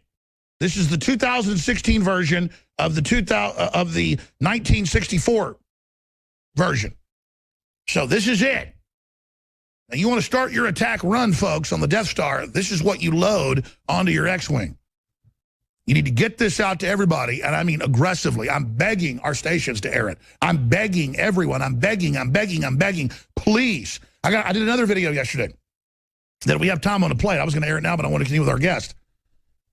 Where they have rappers that sing to the Obama kids, and Hillary goes, literally saying, I drug women and rape them, and they don't know I had sex with them, and I bitch slap them. These are lyrics. And then this arrogant witch, Hillary and her cohort, Michelle, get up there on TV and shake. I'm so scared when I heard the Trump video and he makes kids listen to it. You're the ones that secretly recorded it and edited it out of context and then ran with it. And while you're funding radical Muslims to cut women's genitals off everywhere, Hillary stays in the same hotel room with a creepazoid Abedin, Uma, whose mother is the top pusher of genital mutilation of women. What the hell? You people have, Matt, that's the thing. Like you said, I kind of sat out the last election because I just hold my nose. The Republican Party's horrible. Now they're against Trump, another certification. McCain, Obama, I was so sick of Bush, I wasn't for Obama, but I just kind of hung back. Now it's so clear, but the hypocrisy, does the mainstream media know that they're basically killing themselves? I think they must. They look at their numbers. Their ratings are down. Their web traffic is down. Their web properties are a fugazi. The number 1 and number 2 broadcasting companies are on the verge of bankruptcy. They're on the verge of being delisted. One of them had to do a reverse stock split the other last week. Their stock was 32 cents a share. These companies don't know what they're doing. And what they're doing is instead of moving forward and going with where things should be going, they're trying to hang on to what they got and fight off. And that's exactly what these parties are doing. The Republican Party, the Democrat Party, they're all bullying. And that's really what it is. You talked about getting hit in the stomach at events and them sending people into the event. That is classic bullying. The bully pretends like they didn't do anything when the teacher comes around or when the authority figure comes around. And then they blame somebody else. And then all the while, the person that was trying to break up the bullying is the one blamed for being the bully. These people here, and what people have to realize here is this is not a thing about being a Democrat or a Republican. This is Hillary's a bad person. She's a criminal. It's criminal activity. If it were not for InfoWars, if it were not for O'Keefe, and that's another issue, by the way, is when you ask people to share your video, which is great, and it's really hits you hard. But you share that stuff, and then people come at you. And some of the comments I'm getting about O'Keefe are, oh, he's this, or, oh, and I'm not going to repeat it, because when you say it, you give it power. I'm not going to do that. What you've got is a bunch of followers who pick up on the talking point, and then they want to henpick everybody. Here's the deal. O'Keefe, myself, you, we just want to change things. We don't care if we get attacked, because we know we're doing the right thing. That's called leadership. By the way, since you mentioned Hillary's a criminal, this just broke. Huffington Post. It's going up on Infowars.com. I haven't looked yet, but Drudge always is ahead of us. I'm sure it's on DrudgeReport.com. FBI says it's reopening investigation into Hillary Clinton's private email. And I said this 2 days ago. It's over, okay? I mean, there's no way the FBI can ignore this, or they discredit themselves times 10 what we've already seen. There's Fox News. FBI reopens investigation to Clinton email because we have them saying we got to scrub it. We got to cover it up. We have the POTUS involved. We've got him lying. This is hardcore. And we've got them trying to bribe the FBI. Those memos have come out. The FBI released them, not WikiLeaks, to give them cushy jobs at embassies if they would cover up the classification garbage. This is the beginning of the end. Don't they get it? Criminals and thugs and scum, just like Hitler or anybody else, always think they're kicking everybody's ass till they make the good people get up and stand up. And if they think we're savaging them now and tearing their guts out now, we haven't even begun to move. It's like we've started racing. We're just now going off the blocks. We're accelerating. They're slowing down. We're not backing off. We're going to run them over. And they have to understand, it's a spiritual issue. We're running you over. I don't care what happens to me. I don't care if you ridicule me. I'm not a coward follower like you. Didn't you ever figure it out? I'm going to run over you. We're going to bang heads. You think you're tough? We'll see if you are. I'm ramming my head right through yours. I'm coming. Understand that spirit's rising, and you're going to fail. You don't understand that spirit because you're a bunch of backstabbing, cowardly followers. You don't know what it is to stand up for what's right. Go ahead. I'm sorry.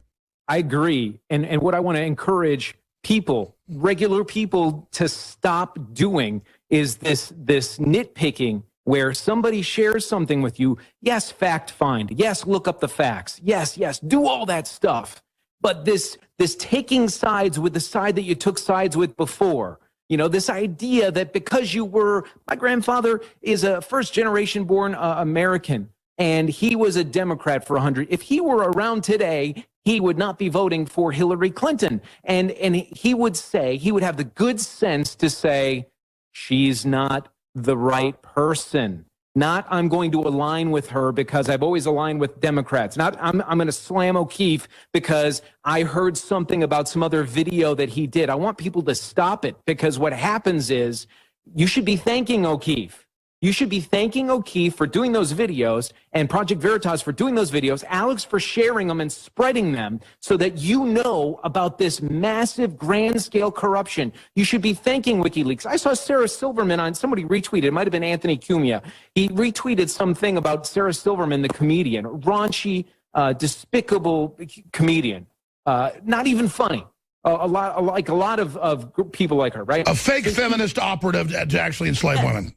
Just like the other one that's always complaining about, oh, don't call me fat, and then she takes pictures of herself and says, look at me, look at me, look at me. Well, what about the young turds lady when she sits there and calls me fat when I'm not even, but then says anyone that calls anybody fat should be arrested?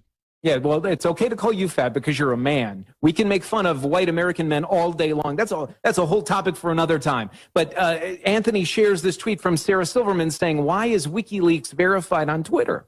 Why is it verified? Well, how about this? Being verified on Twitter, number one, is not some stamp of approval. Number two, it's to make sure that you know where the information is. It just means that the certified, I had to send in my driver's license, everything, that means it's actually you, so your identity isn't stolen. Absolutely. And we should be thanking WikiLeaks. We should be thanking O'Keefe and Veritas, and we should be checking the checkers. Well, sure, what they do is they change the subject and go, one time they said the phones were broken, so he went in a federal building to show that Mary Landrieu was lying and that her phones weren't broken. Oh, my God, they got him for trespassing. Oh, my gosh, he's a hero. I mean, how many times have I trespassed to get a story? It's what you do. And you follow everybody for a day, and you're going to see what's that book? Like 3 felonies they commit a day, and they're negligible things. You got to watch. People make mistakes. Human being makes mistakes. That happens. Well, here's the deal. They've been breaking the law at every front, overrunning those of us that have consciences and that really care about what we do for our families. And the gloves are coming off. So, you know, at this point, again, I think the piece that you're talking about that's come over a lot of people is, you can really feel the gloves coming off. And like you said, we're in the right journey. Whatever happens, we're gaining momentum. We're gaining strength. The worm is turning, and the globalists know it. I was wearing this shirt. It's one of my favorite shirts, my InfoWars shirt. It's kind of the G.I. Joe InfoWars shirt. I'm sure you still have them. Because there's a war on for your mind, yes. Yeah, I'm wearing it we did a broadcast last week in Jamaica. And people in Jamaica, Alex, were stopping me. Local Jamaicans, people at the resort, people in the taxi. I recorded 2 of them, and people in Jamaica. And I said, well, you know, why are you watching InfoWars? Like, what's it to you? Jamaica is its own, nation. It was under the. Well, they were prosperous until the globalists took them over, so they know about globalism. They're into it. They're watching every move. Oh, listen, I'm not bragging because I'm nobody, but I mean, I've been in London a few times last few years. I'll stop at Big Bend or just out on the bridge, and I mean, we've done live streams. It's been on tape where 60, 70% of people walking by from all the world are listeners. People from China, people from Germany, people from Russia, people from the UK. I mean, that's what I mean. The mainstream media is, let me ask you this question. They're finally getting that the original, internet was talk radio because it's open free form. So that's kind of merged and created the format of the new internet TV show that's dominating everything. They've now figured out that one of my reporters, Paul Watson, has conservatively, let's not exaggerate, 15 million views a week of his videos. Sometimes 30, 40, but let's say 15 on average. That's bigger than any CNN show. They're finally getting, because I'm not into the power trip, but they need to know you're the joke. You're the outsider. You're not listened to anymore. You're done. Don't start World War III trying to hold on to power. I will say this, though, the danger in that is, and look at the people where they closed Vine down this week, or they're closing it down. Oh, I know. Oh, no, I agree. They're coming after everybody. I mean, they've told Matt Drudge, they've told us, they're coming. That's what I'm saying. They're going to have to, that's the perfect storm of totalitarianism, Matt, is that we're kicking their ass. They know it. They're falling apart. They're going to try to hold on to power. How do we counter that? Well, you got to support these stations. You got to get shows and networks like Alex's on more radio stations. I'll tell you another reason. They're eliminating the broadcast spectrum systematically. So, for instance, the television spectrum this year, I think this year, is going away. Channels 40 through 60 are going away, and then they're going to give them to the mainstream networks. Oh, I know. Listen, all our wireless mics don't even work anymore because they're getting rid of that spectrum. They're just giving it all to the big digitals, and locals aren't getting it. And then what will happen is analog, there will be no analog. And it sounds like, oh, yeah, of course you care because you own a radio station in Chicago. Let me tell you something. No, it's all programmed then they can kill any feed they want. They can kill it all. Not only can they kill it, but they can take out certain words. They can take out certain let's explain that, people that don't know, because they can hit one button and have a program enter the internet that erases my voice off the web in a matter of days. Where my algorithm, my voice, is deleted. So that's why, save the info, keep it, because we think we're starting to win, folks. The empire is going to strike back, and it's not going to be pretty. Matt Dubiel's our guest. Stay with us. Well, the FBI has just come out in the last 30 minutes. It's up on Infowars.com. Don Salazar has written about it. Breaking, FBI reopens investigation into Clinton emails because it's so cut and dry illegal on so many fronts because, no exaggeration, thousands of crimes have been committed with these emails and with the secrets and all the rest of it, the lying to Congress, the lying to the people, the emails saying we've got to cover this up, we've got to clean it up, oh my God, the president's been talking on this. We've got Podesta saying, who told her she can use this and cut off the classifications? This is insane. We should draw and quarter. That means kill. Whoever told her to do this? Well, it was Hillary. That's how they ran the whole administration in Obama's first 4 years. Remember the head of the EPA had a fake name and fake server? This is what they all do. Obama has a nom de plume. Support the broadcast. 25% off on Brain Force running through this weekend. 30 to 40%, at least 30, but it goes up to 40 on the high-quality storable foods. Now's the time to take advantage of that. Infowarsstore.com. And we have a Trump is my president red shirt to wear out so folks understand the numbers. Obviously, on Election Day, any red shirt will do, but we have that Trump is my president, the ultimate red shirt at Infowarsstore.com. Going back to Matt Dubiel of our great Chicago affiliate, we're almost out of time here, and I have the Michael Moore clip. I'll have to get to that in the next segment after you leave us. I got Roger Stone, who's on with us every day with the latest breaking news. Huge election fraud taking place. Do you think the establishment is smart and will back off and realize if they do steal it, it's going to bring them down faster? Because that looks like what's happening right now with the FBI. They wouldn't be doing this if they didn't understand they've got to do something now or lose all credibility. So what I'm saying is, do you think they're going to try to steal it? I mean, it's already going on. But are they that crazy to do it in front of everybody with Trump challenging it? Or will they be smart, let him get in, and then try to sabotage him? I think that they're probably going to, the way things are, it's going to be a combination of both. But this bad, they don't even have to institute election rigging. It happens by people who are inept, processes that are bad. I mean, the fact that we have a guy like George Soros that owns a company that makes voting machines, and then he has a stake in other companies' voting machines. It's like, hello, you shouldn't be doing that on either side. And he's always been involved in it. He's been involved in these damn things for 30 years. It's ludicrous. The voting problems have been, it's a joke. I mean, the punchline is Chicago. So that's been happening for my entire life. Or the punchlines Texas. Exactly. So what do you make of Obama going, there's no such thing as this? Well, that's what I'm saying. The mere fact that any human being would tell you that there's no such thing as that means that they've got something to hide. The transparent thing to say, as the president, as the Secretary of State, would be like, you know what, we've had some problems and we're going to do everything possible. But they're not. They're saying it doesn't exist because there's no drones. But it gets crazier. Then they say it's a huge problem. Russia's doing it. They say illegals are voting. We're signing them up to vote all over the country, but it doesn't exist. That's in Bloomberg today. They actually say in the same paragraph, we're doing it, but Trump's insane. It isn't happening.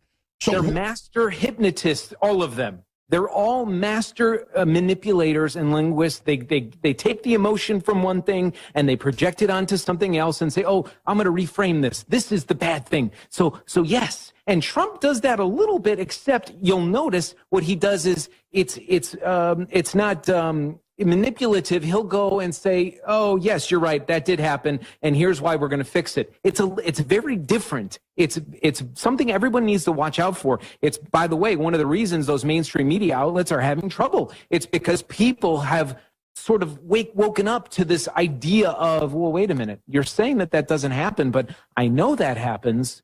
So how does that work? It's all meant to make you feel alone and just buy the scam when they steal the election. That's what's happening. I tell you, people have to be, your job isn't just to vote on election day. It's to cast your vote and make sure that it was cast and recorded Sure, properly. It's a war against the media. It's a huge awakening. WCKG.com. Matt Dubiel, you hear his show as well. It's excellent. Thank you so much, my friend, and great job exposing, first off, what was happening with the stage riots in Chicago. You've been totally vindicated. God bless you. We'll be back with the third hour. Stay with us. All right. We've got a bunch of this speech. He just gave it in New Hampshire. We're going to be coming up with some of that in the next segment because it's been posted at Infowars.com, Donald Trump's statement on the FBI situation. So all that is coming up. Roger Stone popping in as well. The FBI has come back out and said that it's going to reopen the investigation because of all the new evidence that they lied. It's totally open and shut. I don't even expect them to probably do anything, but they have to act like they are because it's so obvious. But again, we're forcing them to be corrupt out in the open. We're not just rolling over, oh, it's a conspiracy. Just 5 months ago, we have Hillary on tape, our reporter, Richard Reeves, saying, what about the report that your email server was hacked? It's now admitted it was hacked. She goes, that's totally untrue. And her people all freak out when they hear InfoWars. And she recoils like a witch from, a big bucket of water. Melting, I'm melting. And then now it's all out there, just over and over and over again. It's a very exciting time to be alive because the mainstream media is still somewhat delusional, but as they wake up to the fact that they have no credibility, it's quite a bizarre dance they're involved in. Okay, here's part of Trump's speech. We'll come back with more of it. His statement on Hillary Clinton and the FBI criminal investigation. I mean, she is dead in the gun sights. Here it is. But Donald Trump is speaking. We're going to listen in. All right.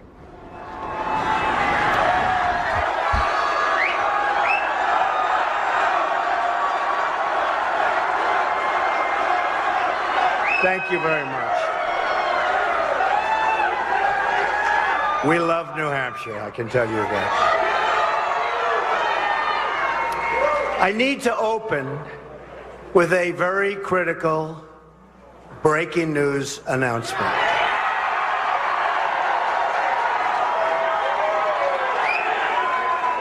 The FBI has just sent a letter to Congress informing them that they have discovered new emails pertaining to the former Secretary of State Hillary Clinton's investigation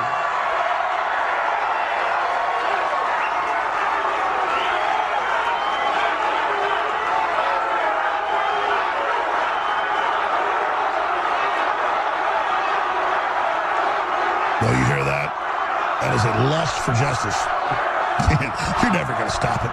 And they are reopening the case into her criminal and illegal conduct that threatens the security of the United States of America. He's an absolute rat.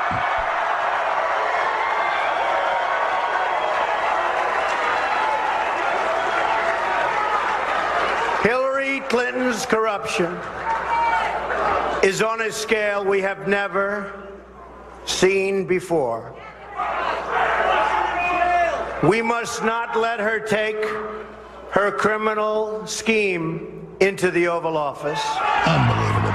See, Russia has thrown off the very same oligarchs now in control of us. This is a big deal. For the fact that the FBI and the Department of Justice are now willing to have the courage to right the horrible mistake that they made.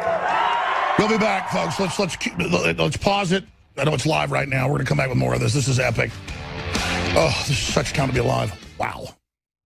Hide what you have to hide. Tell what you have to tell. And now the FBI has to move. The Justice Department, Loretta Lynch, has to indict Hillary and all of them. Mr. Mook, the spokesman for Hillary, has just deleted his entire email. We can put that on screen. He has just deleted his entire Twitter. Now he has one tweet. Because he's got all those countless tweets that Hillary knew nothing and Hillary didn't know anything and she wasn't talking to Obama on the secret server. I mean, we've got him 6 months ago saying that wasn't happening. So now the Mook, Robbie Mook, that's on screen, that's big news. Within 10 minutes, we've confirmed the data stamps with our hacker reporters. That's what they are. They're reporters, not hackers. That within minutes of the FBI announcement, boom, and we're looking at other Democratic Party operatives. Looks like they're deleting everything right now, too. So you talk about a criminal operation, ladies and gentlemen. They are running for the hills. Trump gave a powerful speech that just ended a few minutes ago. I want to play a few minutes of it. We're getting Roger Stone on the phone right now. This is him in New Hampshire saying the FBI is reversing itself, being forced to go back after Hillary. Here he is to a crowd that was in rapture.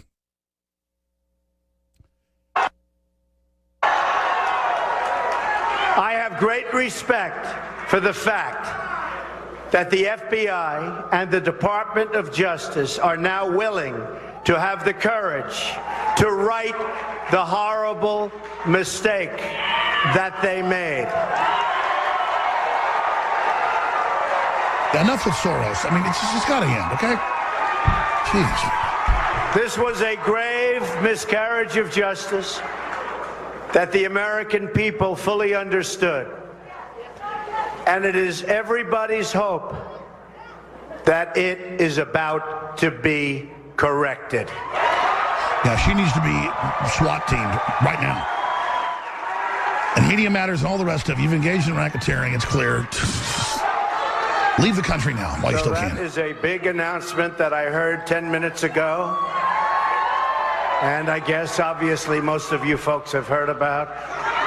And in all fairness, for all of the people that have suffered for doing so much less, including just recently, 4-star General James Cartwright, General Petraeus, and many others, perhaps finally justice will be done. All right, more of this. More of this. We've got the whole thing recorded. Just did it a few minutes ago. When I say edge of my seat, in my 42 years on this planet, about to be 43, I've never experienced anything like this. Roger Stone's been involved in 9 campaigns. He's worked in the White House, on 4. 2 of them very close to the president, with the president. Reportedly was like best friends with Nixon after the administration. And he said Nixon was corrupt. Nixon did some bad things. But compared to this, I mean, the guy was an angel. He was actually doing it for American interests. And I'm not saying that's okay. But he really was trying to, serve American interest. With these people, they're out to get the country. We have the WikiLeaks. We have the proof. We have them calling their constituents dumb idiots, calling black people dumb. I mean, by the minute it gets crazier. And there's tapes reportedly getting ready to come out of her calling black people the N-word, okay? We have all these witnesses already, but the word is a couple days from now, you're going to hear that, okay? So they think they've got stuff on Trump. Oh, give me a break. So he's only with us at the bottom of the hour. I appreciate him joining us basically every day until the election. We're only 10 days out right now. Such incredible things happening. Roger, I wanted to get into all the huge election fraud from Virginia to Florida to Maryland, vote flipping confirmed on video. But first off, wow, what do you make of this with the smoking gun, obviously WikiLeaks, that they said we got to cover this up, the president talking to her with a fake name, a nom de plume. I mean, this makes Nixon, again, look like an angel cake. What are they going to do? Yeah, let's remember, Nixon was removed for dirty tricks and other violations of the law during the 1972 re-election campaign run by the infamous Committee to Re-elect the President, where yours truly was the youngest staffer. And the Clintons are just not being held to the same standard, neither in the monumental dirty tricks that they are perpetrating of inciting violence at the Trump rallies, which Hillary Clinton herself approved and pushed. I mean, we have no proof that Nixon ever knew about the break-in at the Watergate. Still unproved. There's no evidence of it. Jeb Magruder says no his entire life, and then the rat weasel, just before he dies, I think he needs a few bucks from a tabloid, he flips and says, oh, Nixon did know, which is nonsense. No one else, including John Dean, makes that assertion. So this is much more egregious. And what I tell you this means now with the FBI under such heavy pressure through the citizen revolution in our communications, I think the globalists have decided that the Clintons' baggage is too great. Remember, the Clintons don't run the globalists run and fund the Clintons, and they too may be expendable. Please continue. The interesting thing is that this comes about, Alex, at a time where Donald Trump is clearly picking up the momentum in this race. I mean, look at the landscape here, and it's extraordinary. Nevada, a toss-up. Ohio, a toss-up. Florida, new poll out with Trump up 4 points. Very encouraging, but I think if you took all the polls and looked at it, a toss-up. This is also true in New Hampshire, which I think has got to be watched carefully. Maine, a toss-up.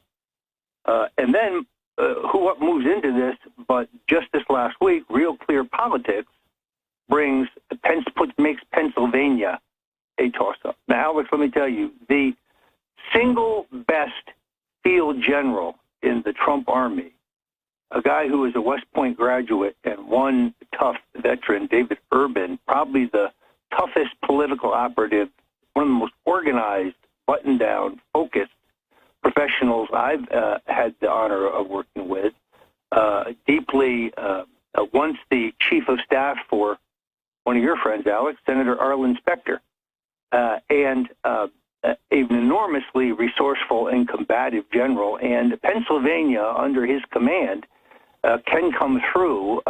This is a state that eluded Romney, eluded McCain, eluded Bush, the junior, enormous millions of dollars of resources thrown at it, and they've never been able to break the lock. The problem is that the city of Philadelphia will produce an enormous margin for Hillary Clinton. The collar counties outside Philadelphia, which used to be reliably Republican, have moved left.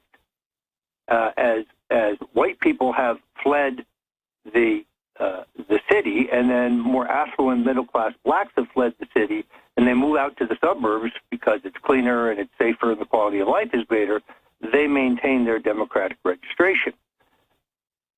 Central Pennsylvania is as right-wing as some parts of Alabama. And then Western Pennsylvania is blue-collar, Democrat, Catholic, Eastern European. And Trump has an appeal there that no Republican since Reagan has had. And that is why Pennsylvania, the crown jewel of this campaign, is heads up. Terrific story today, I think it was by ABC, about a study done showing that Pennsylvania has more dead people on the voter rolls than any other state, Alex. Now, I want to go through these demographics. We've only got 10 minutes left with you. Again, Roger Stone, StoneColdTruth.com, former head of the Trump campaign, here with us. Looking at this, though, going back 5 minutes ago to what you said, because even before you joined us, that's what I was saying on air. That's the general feeling. The look in Trump's eyes, all of it. The FBI wouldn't have reversed itself if all this new evidence hadn't come out. They've now got to do something, even in the court of public opinion. This is devastating. And I agree. The power structure now knows it's more damage to put Hillary in. Like we said earlier this week, she's like a dead body going over the finish line.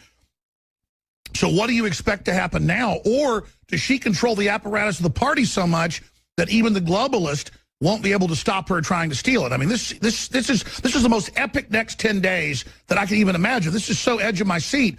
It's like sudden death overtime in a Super Bowl that goes on for 10 days. Well, and it also may be the knife in the back from one Barack Hussein Obama, who has no love for these people, who sees that Bill is out attacking his signature achievement, which unfortunately appears to be collapsing before our very eyes, Obamacare. Everything the critics having said about it turning out to be true.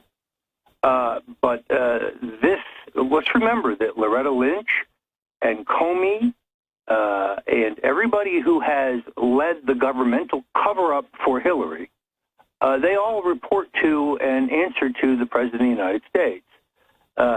It is unlikely, I mean, this is clearly a decision that would go all the way to the top. Comey's original decision should not have shocked anybody. He covered up for the Clintons as an assistant attorney general in the Sandy Berger affair, when Berger stuffed national security documents down the front of his pants that showed that Bill Clinton could have killed bin Laden, and he tried to smuggle him out of the National Archives, and he got busted. Nobody went to jail.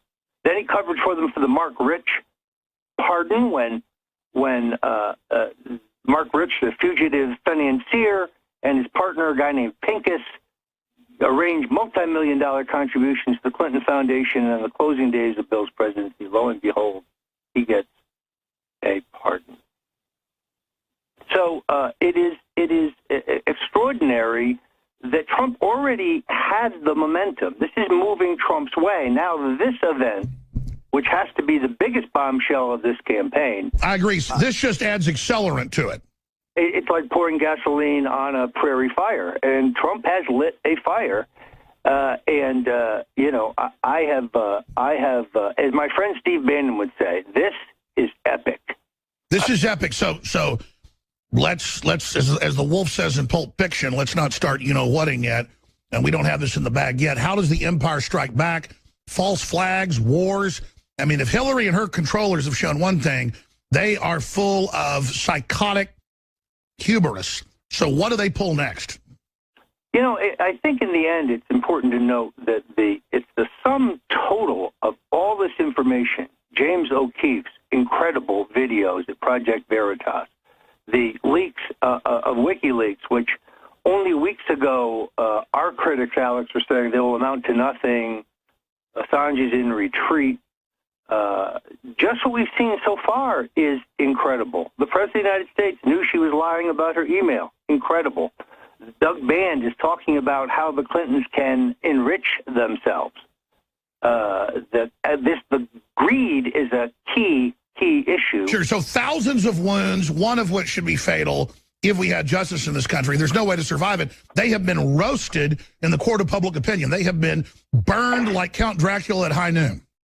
Well, I think that may be a little bit of an overstatement. Here's where I think we are, which is the old media is losing power rapidly. The new media, mass communications through the internet, talk radio, and so on, as cable and network and the mainstream media newspapers are losing their power, the alternative media is gaining power. Where is the tipping point? We know the inexorable outcome. Their ratings are dropping like a rock because people don't believe them anymore. The first election in the 9 that I've been involved in which the voters are totally on to the media, at least 50% of them, and for the first time, they're taking at face value the nasty paid television commercial, which has been, the negative commercial, which has been a staple of American politics and a very, very effective device in moving public opinion through the broadcast and cable media. It is clear that even that is a dinosaur. Sure, well, to be clear, I'm not saying we've won the war, even this current battle, but clearly the initiative, the awakening's there, and they've suffered so many wounds in the court of public opinion that there's no way to reverse this. I mean, it's amazing. So which means they revert back to Plan A, steal it. So this is why we survived what I guess my guys called it a DDSO hack into the website for vote protectors and Stop the Steal, where we're trying to tweak it to take on this great democratic experiment of conducting a completely neutral, scientifically valid exit poll outside 7,000 key precincts so that we can compare the results with the actual reported results and see if there's any pattern that would show that there was manipulation. I would point out that the U.S. State Department under Hillary Clinton has a standard when the government takes exit polls, which they do, to judge the integrity of foreign elections, the deviance cannot be more than 2%. Sure. Our audience is more about strategy, Roger, as you know. They understand what's going on. The fraud and flipping's coming out everywhere. Trump's done the right thing by pointing it out so he can fight it. If there's massive evidence and you have the exit polls, and we already have the videos coming in of vote flipping, what happens on November 9th then? I guess lawsuits are filed. Well, first of all, we don't know what happens. I would remind you that Richard Nixon won a 49-state landslide in 1972. Roughly 18 months later, they ran him out of town on a rail. The toothpaste is out of the tube on the Clintons. None of these issues will go away. They're not cleansed by her stealing a contested election or even a close election. Do they really think that any of this will stop? The prairie fire has been lit. No, that's why I'm saying they're done. They're done. I mean, they are ultimately, but the toughest battles are yet ahead because people with this kind of power and this kind of money and this are going to hold out like Hitler in his bunker. Right, they're going to go down hard, But you look at any of these outlets like Fox and CNN, they now are identical to the networks. Oh, they're towing the line worse than ever. And it's so sad that the media is so controlled that they don't get, they're all destroying their careers following their boss's orders. Meanwhile, outlets like Newsmax are blocking James O'Keefe. They've taken down all their archives about the Clintons, the extraordinary investigative work they did in the 80s, gone. So they're right behind Fox and becoming, muted, to say the least. Well, that's because they've been told they're bringing in authoritarianism. They're going to shut Drudge, InfoWars, all of us down. They, out of fear, have joined with Sauron, not knowing we're going to kick the Dark Lord's ass. By the way, Alex, I'm glad you raised an interesting point here, and that is Richard Johnson, great reporter with the New York Post, has a story talking about the fact that I will write a book about this election. I actually don't think my NDA that I have with the Trump campaign is enforceable, but it's a moot point because, in all honesty, I would not write a book trashing Donald Trump. He's one of my oldest friends, and he has played a valiant role here.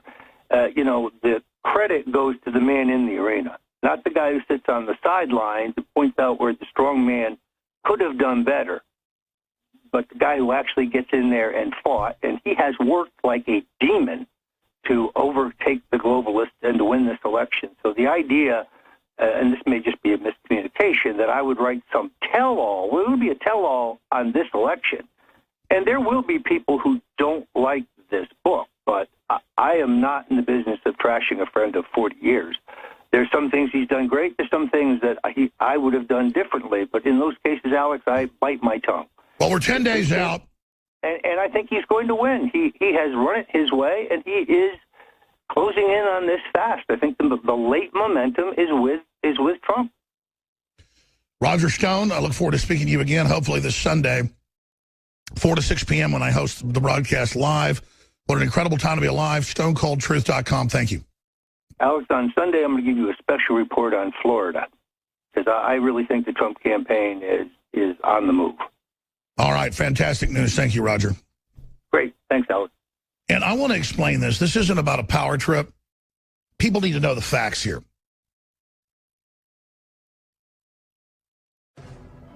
We are the Trump campaign. InfoWars. And the enemy knows that. They don't just say that to try to discredit Trump. They'll take our strengths and act like they're weaknesses, hoping that we desert each other. That's not happened. Trump's not stupid. Trump is riding the wave of populism that InfoWars is the heart and blood of. And so, again, that's why I'm saying win, lose, or draw, we're winning, we're engaged, we're fighting. And you can feel it, you can see it, it's legendary. Stay with us. I'll give the social engineers credit. They have kept people in the dark to a great extent for a long time. They're saying there's no government corruption, there's no foreign banks, there's no New World Order. Don't look at that. But now it's all out in the open, and their credibility is imploding all over the place. Anthony Gucciardi is going to be hosting the 4th hour today. He's going to play some large excerpts of Trump's latest speech in New Hampshire. But at the beginning of the speech, he responded to the latest news that Hillary Clinton and the criminal investigation has been reopened because there's absolute, incontrovertible, open and shut evidence of them absconding to Congress, absconding the courts, absconding the FBI, covering up criminal activities, engaged in racketeering, organized crime practices, covering up crimes. It's all there. It's up on Infowars.com. Breaking: FBI reopens investigation into Clinton emails, which is unprecedented.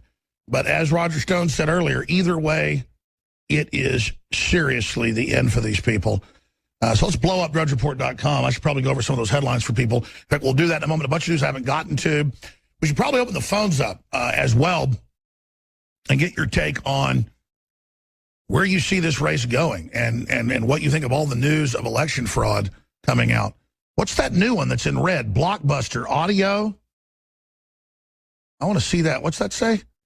It's terrible when they put the internet on screen because then I can't, like, move it myself. Let me just go look for myself. Audio emerges of Hillary Clinton proposing rigging Palestinian election. Oh, my gosh. That's the New York Observer. Just, you cannot make it up. We have them rigging the polls, trying to rig this election, trying to get illegals to vote, trying to pass laws, saying illegals are going to vote, and then saying Trump's insane, they're not voting, in the same article. Next level weirdness, man. I don't even know what they're doing. Here's a quote. Oh, my gosh. Can we get the audio, please? I do not think we should have pushed for an election in the Palestinian territories.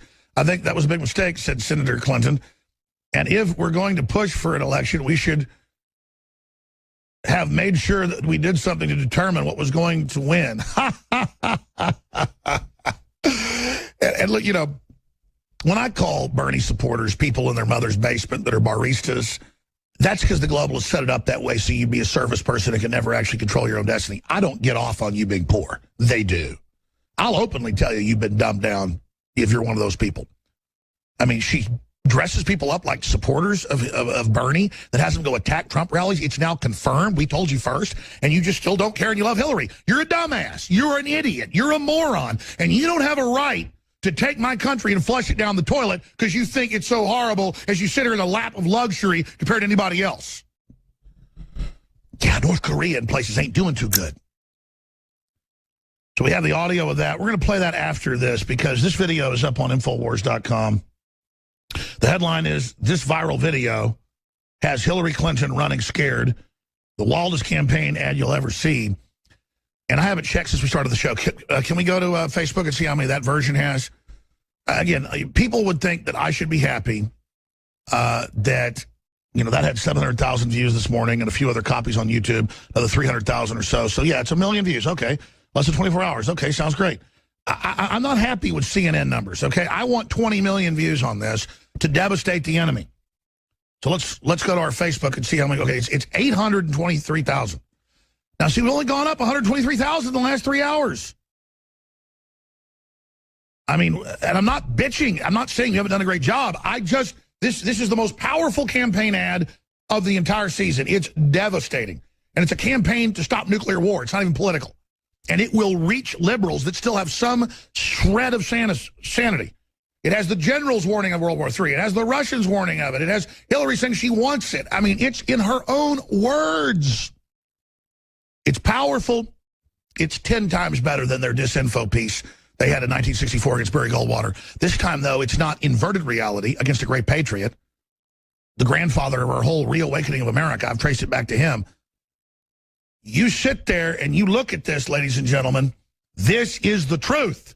We've taken the truth back from these lying monsters. It's on Infowars.com. Please send it to your email. Please put it on Facebook. Please put it on Twitter. This is the video Hillary doesn't want you to see. This is the video that's got Hillary supporters waking up. And it's going super viral, so, I mean, it's pretty good. And I was thinking it's like 30 million, though. It's like 3 million in a day. And it's only gotten, 1,200,000, I guess, now total.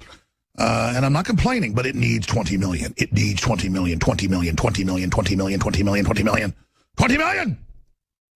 I just want everyone to go crazy with this video. Believe me, this is a weapon. Share it. Get it to everybody. 823,000 views is nothing.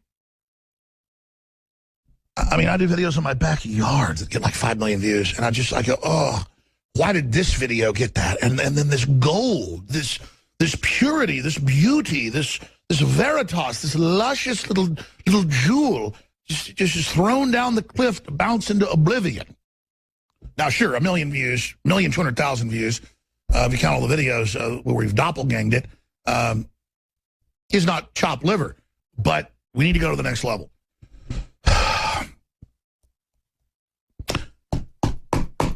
I am just beside myself right now with happiness. I am very, very happy, though, that humanity's starting to wake up. Good things are happening. The whole con game with the globalists is just falling apart. It's going to be rough ahead, but believe me, good things are starting to happen, and it's a very exciting time. They tried to dumb us down. They tried to remove us from the land. They tried to turn us against each other, and that's always been the lesser scum doing that. We've had scum over us. That's going to start changing. This is just the beginning. Because we're rediscovering liberty. We're rediscovering what it is to be human. We're rediscovering the value we all have innately just in being good people and seeing the beauty of the night sky and loving our families and doing the right thing. That's the value. That's the wealth in this world. Then we attain wealth to defend that idea and be strong. Not because wealth's our God. Wealth is fuel and a tool to help others and help ourselves. Now I read the globalist documents. We read them here and there about how they think of us as dumb and want us in the dark. It's all in the WikiLeaks and want to make us poor and hopeless. They use words like hopeless. That's like what's come out in Europe when top judges and stuff get caught running child kidnapping rings, and they find the little dead kids down in the bottom of a basement, and a few of them are alive. And there's all these videos that that the police see, but then they have to shut it down because it's national security. That's even mainstream British headlines. Giant pedophile network runs the government, shut down because of national security because it'd bring down the whole government. And it's like 3-year-olds begging for mommy, and the globalists just go sit for hours and hear them beg and hear them hopeless. It's like music, little crying 3-year-olds begging for mommy that they rape and torture. It's like music to them. And you're like, why would Gruber go on air and say, I love conning people. Let's hurt them. Let's screw them. It's just another extension of this people in ice cream trucks grabbing kids out of the back of yards. I mean, they're just a little less worse than that. They enjoy being dishonorable. I'll enjoy getting my hands around their neck politically.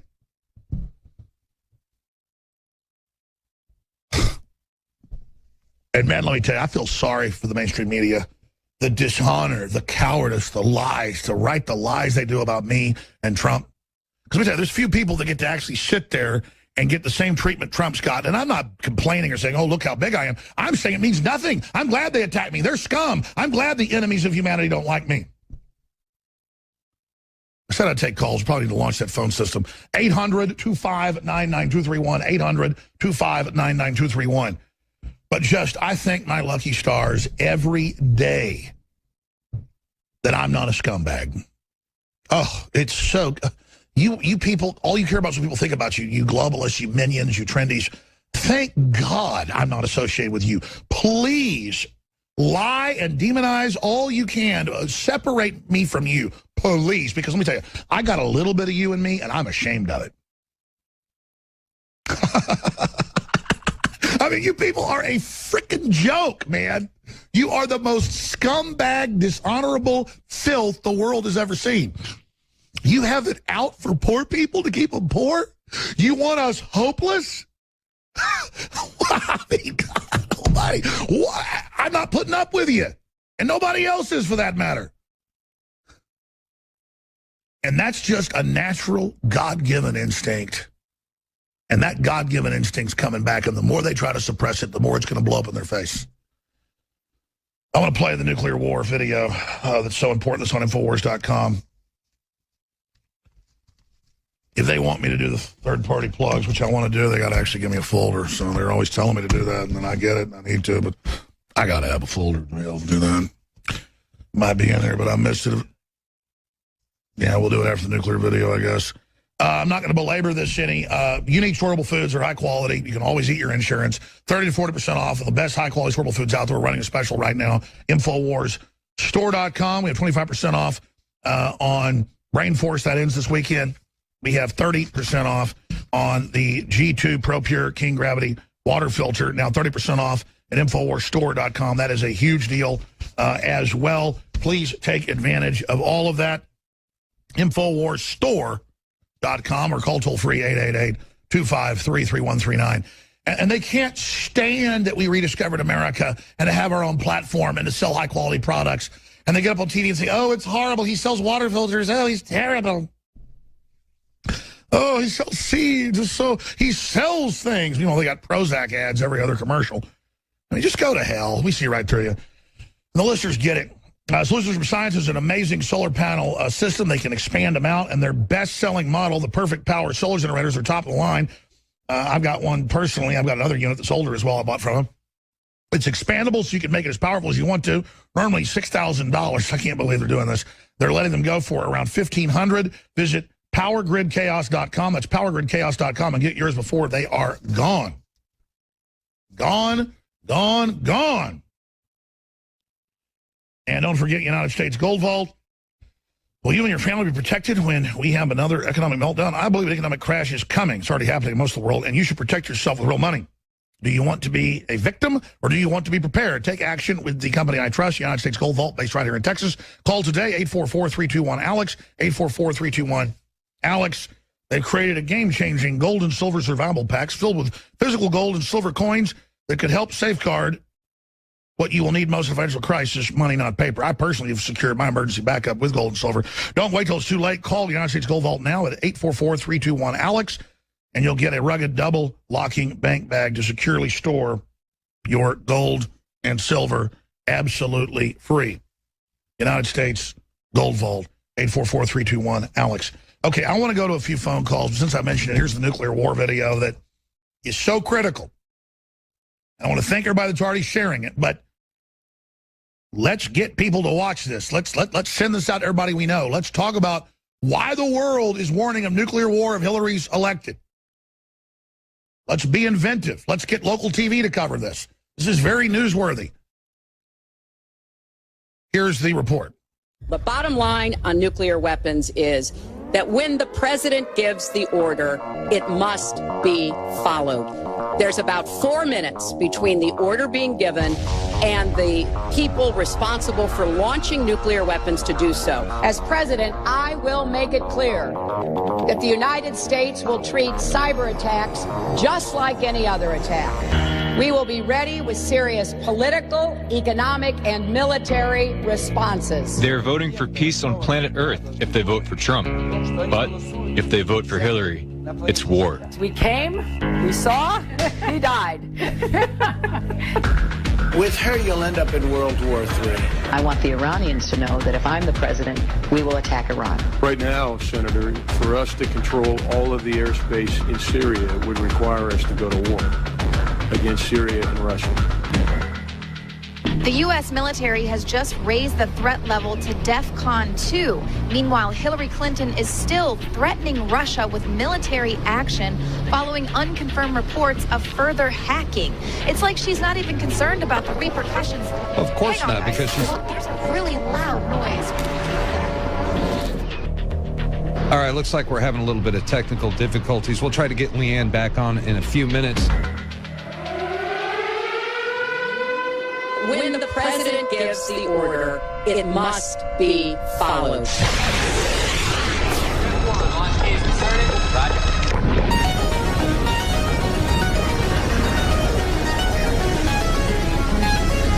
Trendies have been given everything. Now they're nihilists and want to die. But when the fires of hell begin to eat their flesh, they'll beg for their mommies. They always do. November 8th, vote like the world depends on it. Infowars.com, the front lines in the resistance against insanity. All right, I want to take some phone calls right now and into the next segment. Again, big news. Anthony Gutierrez will be playing clips of Trump's speech coming up in the next hour. and where he just an hour ago or 45 minutes ago concluded a speech where he laid out the fact the FBI has been forced to reopen the investigation, smoking devastating guns. I said this on Monday. I said there's no way they can't go after her now. I mean, it's the entire criminal op, them admitting it's criminal, them admitting they're covering up. I mean, it's a whole new precedent when they're putting generals in jail for nothing. And then now they're going to let Hillary skate on this. This is unbelievable. But I'm telling you, the danger level is unprecedented. You can bet your boots they are getting ready to stage some major crap. Blow up a federal building, say it was an Alex Jones listener. I don't know. Just get ready. These people don't give up. All right, we've got Melvin and Chris and Frank and Josh and Chris and so many others. Let's go to Chris and PA. You're on the air. Go ahead. Hey, Alex, how are you? Good, brother. Hey, God bless you and your whole staff for everything you do. I listen to you every day, brother. My neighbor listens to you as well. There's quite a bit of us Alex Jones fans here. My neighbor's nephew was actually baby Trump in Pennsylvania. PA. Awesome. So, awesome. But I say stick a fork in Hillary. She's done. I can't believe... Well, who knows what curveball they've got, but I mean, I agree with you. For all intents and purposes, they may be able to bring down Trump or assassinate him, but it's like a battle where both get taken down, and we win because we've got history on our side. But go ahead, sorry. I can't believe she's not in jail, and I would say she is really a sociopath. She has no feelings for any man, whether white, black, any. I agree. What's the word in Pennsylvania? They now say it's 2 to 4 points in favor of Trump. Well, I'll be honest with you, Alex. Driving around, I talk to a lot of friends, and naturally, I don't know really anybody supporting Hillary other than there's a couple sheeple. I know. Same thing in Austin. I talk to Democrats; they're not supporting her.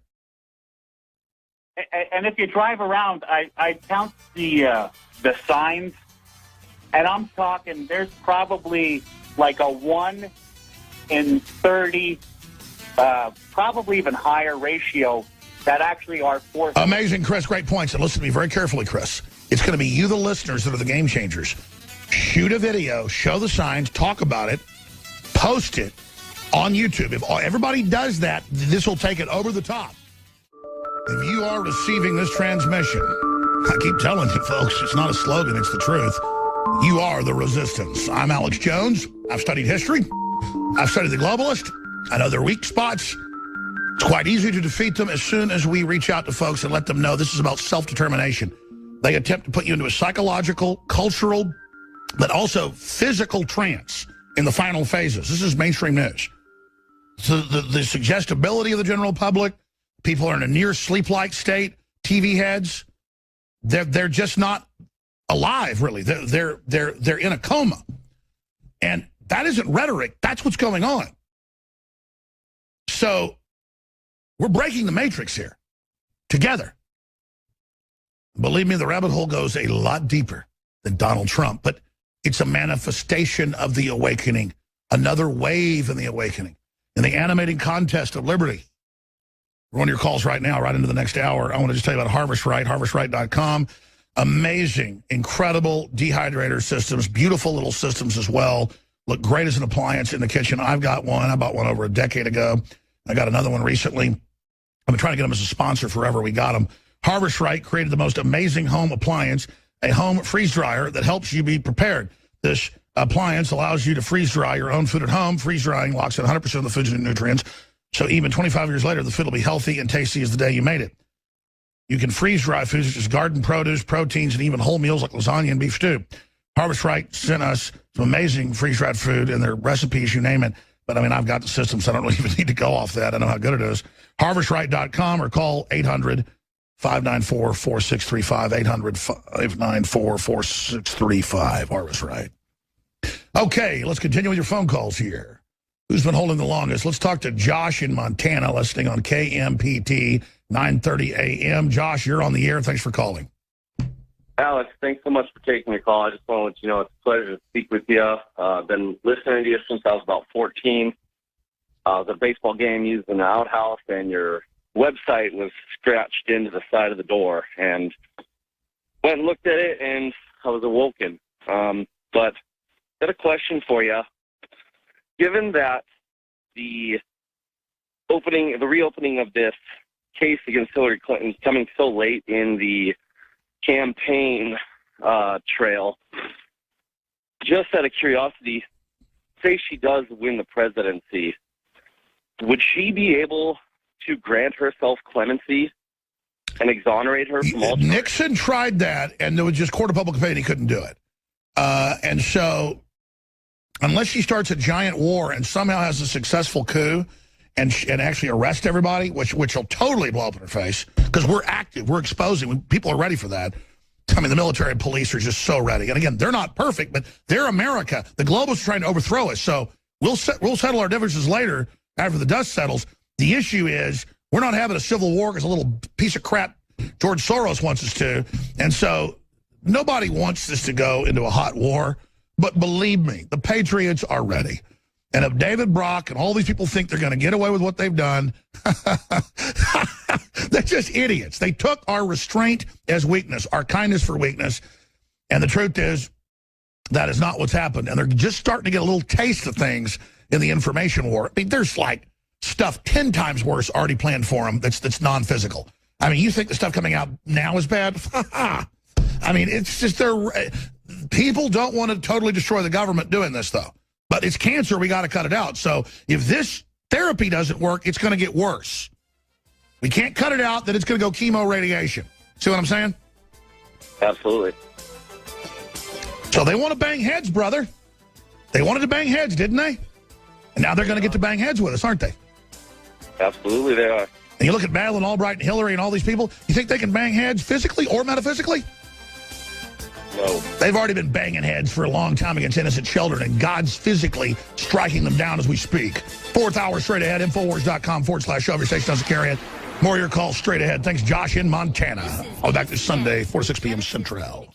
What they do is they take pure tyranny and they repackage it as trendy. Hillary's now putting out sickening ads with women in the military saying Russia is homophobic, we're going to take them on. I'm not joking. I've got the article right here saying, hashtag draft our daughters. Oh, make them slaves and make them be conscripted in the military. How liberal. Let's feed them directly into meat grinders. This is the state truly wedding our daughters, our women in front of us, completely taking them away and selling it as a status symbol. You won't need free college because you'll be dead in a doornail. Because I'm sending your kids to war. Oh, you found out those college degrees are worthless? Don't worry, sweetheart. Put on that helmet and Jenny comes marching home again. Hurrah, hurrah. When Jenny comes marching home again. Hurrah, hurrah. I mean, this is, and it goes into, we're going to take on the uninclusive Russia. And all the liberals like, yeah, war. Yeah, we'll show them. I mean, it's, oh. And then all the weird liberals like defending radical Islam and mutilating women. I mean, this is a fruitcake group, folks. That story, draft our daughters. Pro-war Hillary faces backlash over female draft. Remember Rahm Emanuel said we're going to have a national draft for everybody? National conscription. But it's liberal. See, it's liberal because he said so. And if he says it's liberal, it's liberal. I mean, they control reality. Rahm Emanuel is my God. He hops around like the Joker. He's a male ballerina. So it's okay. It's all these weird fruitcakes, man. But hey, maybe we're worse than them because these globalists run our lives. Obama, Michael Moore running around with 6 bodyguards and we can't own guns. I mean, just shut up, you hypocritical piece of crap. I'm going to keep going a little bit here with Gucciardi, so I'm going to go to your call. Shannon in Florida, you're on the air. Go ahead. Hey, Alex, I just have to say I am so honored to even make it through your calling line. I am a first-time caller. I've been listening to you forever. You're amazing. Thank you for all you do. Well, you're sweet. What do you think of the whole Hillary thing? Oh, my God. Listen, I am streaming it live on CNN right now because apparently, according to the reporters on the Clinton News Network, they're saying that she did not have Wi-Fi on her plane. And so I guess when this news broke, she was coming into this campaign stop in Iowa. She's speaking now, but they're not really letting you hear what she's saying. So what I'm Well, of course, that's their cover. That's their cover. Is because it's not all perfectly scripted, so they don't know what to do. And so that's what they always, in fact, I was saying, oh, her speech is going right now. And I said, what is she saying? And they said, nothing about this. And I said, well, of course she's not, because she never responds. She never responds when she's hit with the proof. She just sits there and smiles. Yeah, and it's that creepy Joker smile that you talk about all the time. But what I'm trying to figure out is, A, what does this really mean for the Trump campaign? I mean, obviously it's huge. Everybody knows this. I mean, but two, what I'm trying to figure out is what made Comey make this sudden flip? Why all of a sudden is he reopening? I'll tell you why. Monday it came out that they said we got to scrub this, we got to cover it up. The president was communicating. He's been caught lying. She's been caught lying. We have them. I mean, it's open and shut. It's like finding a dead woman in the back of some guy's car. The cops pull you over because you're speeding, and they see blood, so they pop the back of the truck, probable cause, and there's a dead body, and then they find a video camera in the front of the car with video of the guy killing the woman. What's that called? Open and shut. Open and shut. This is so open and shut, it's probably the definition of open and shut. And then all the absconding and the lying and the cover-ups and just all these other felonies. So she is completely devastated, and all the arrogant, crazy, narcissist, control freak, mainstream media people just kept betting and betting and betting and betting and believing because there were just thousands of reporters lying for her that gave them some cloak of invisibility. All it did was show them all as the lockstep little creatures they are.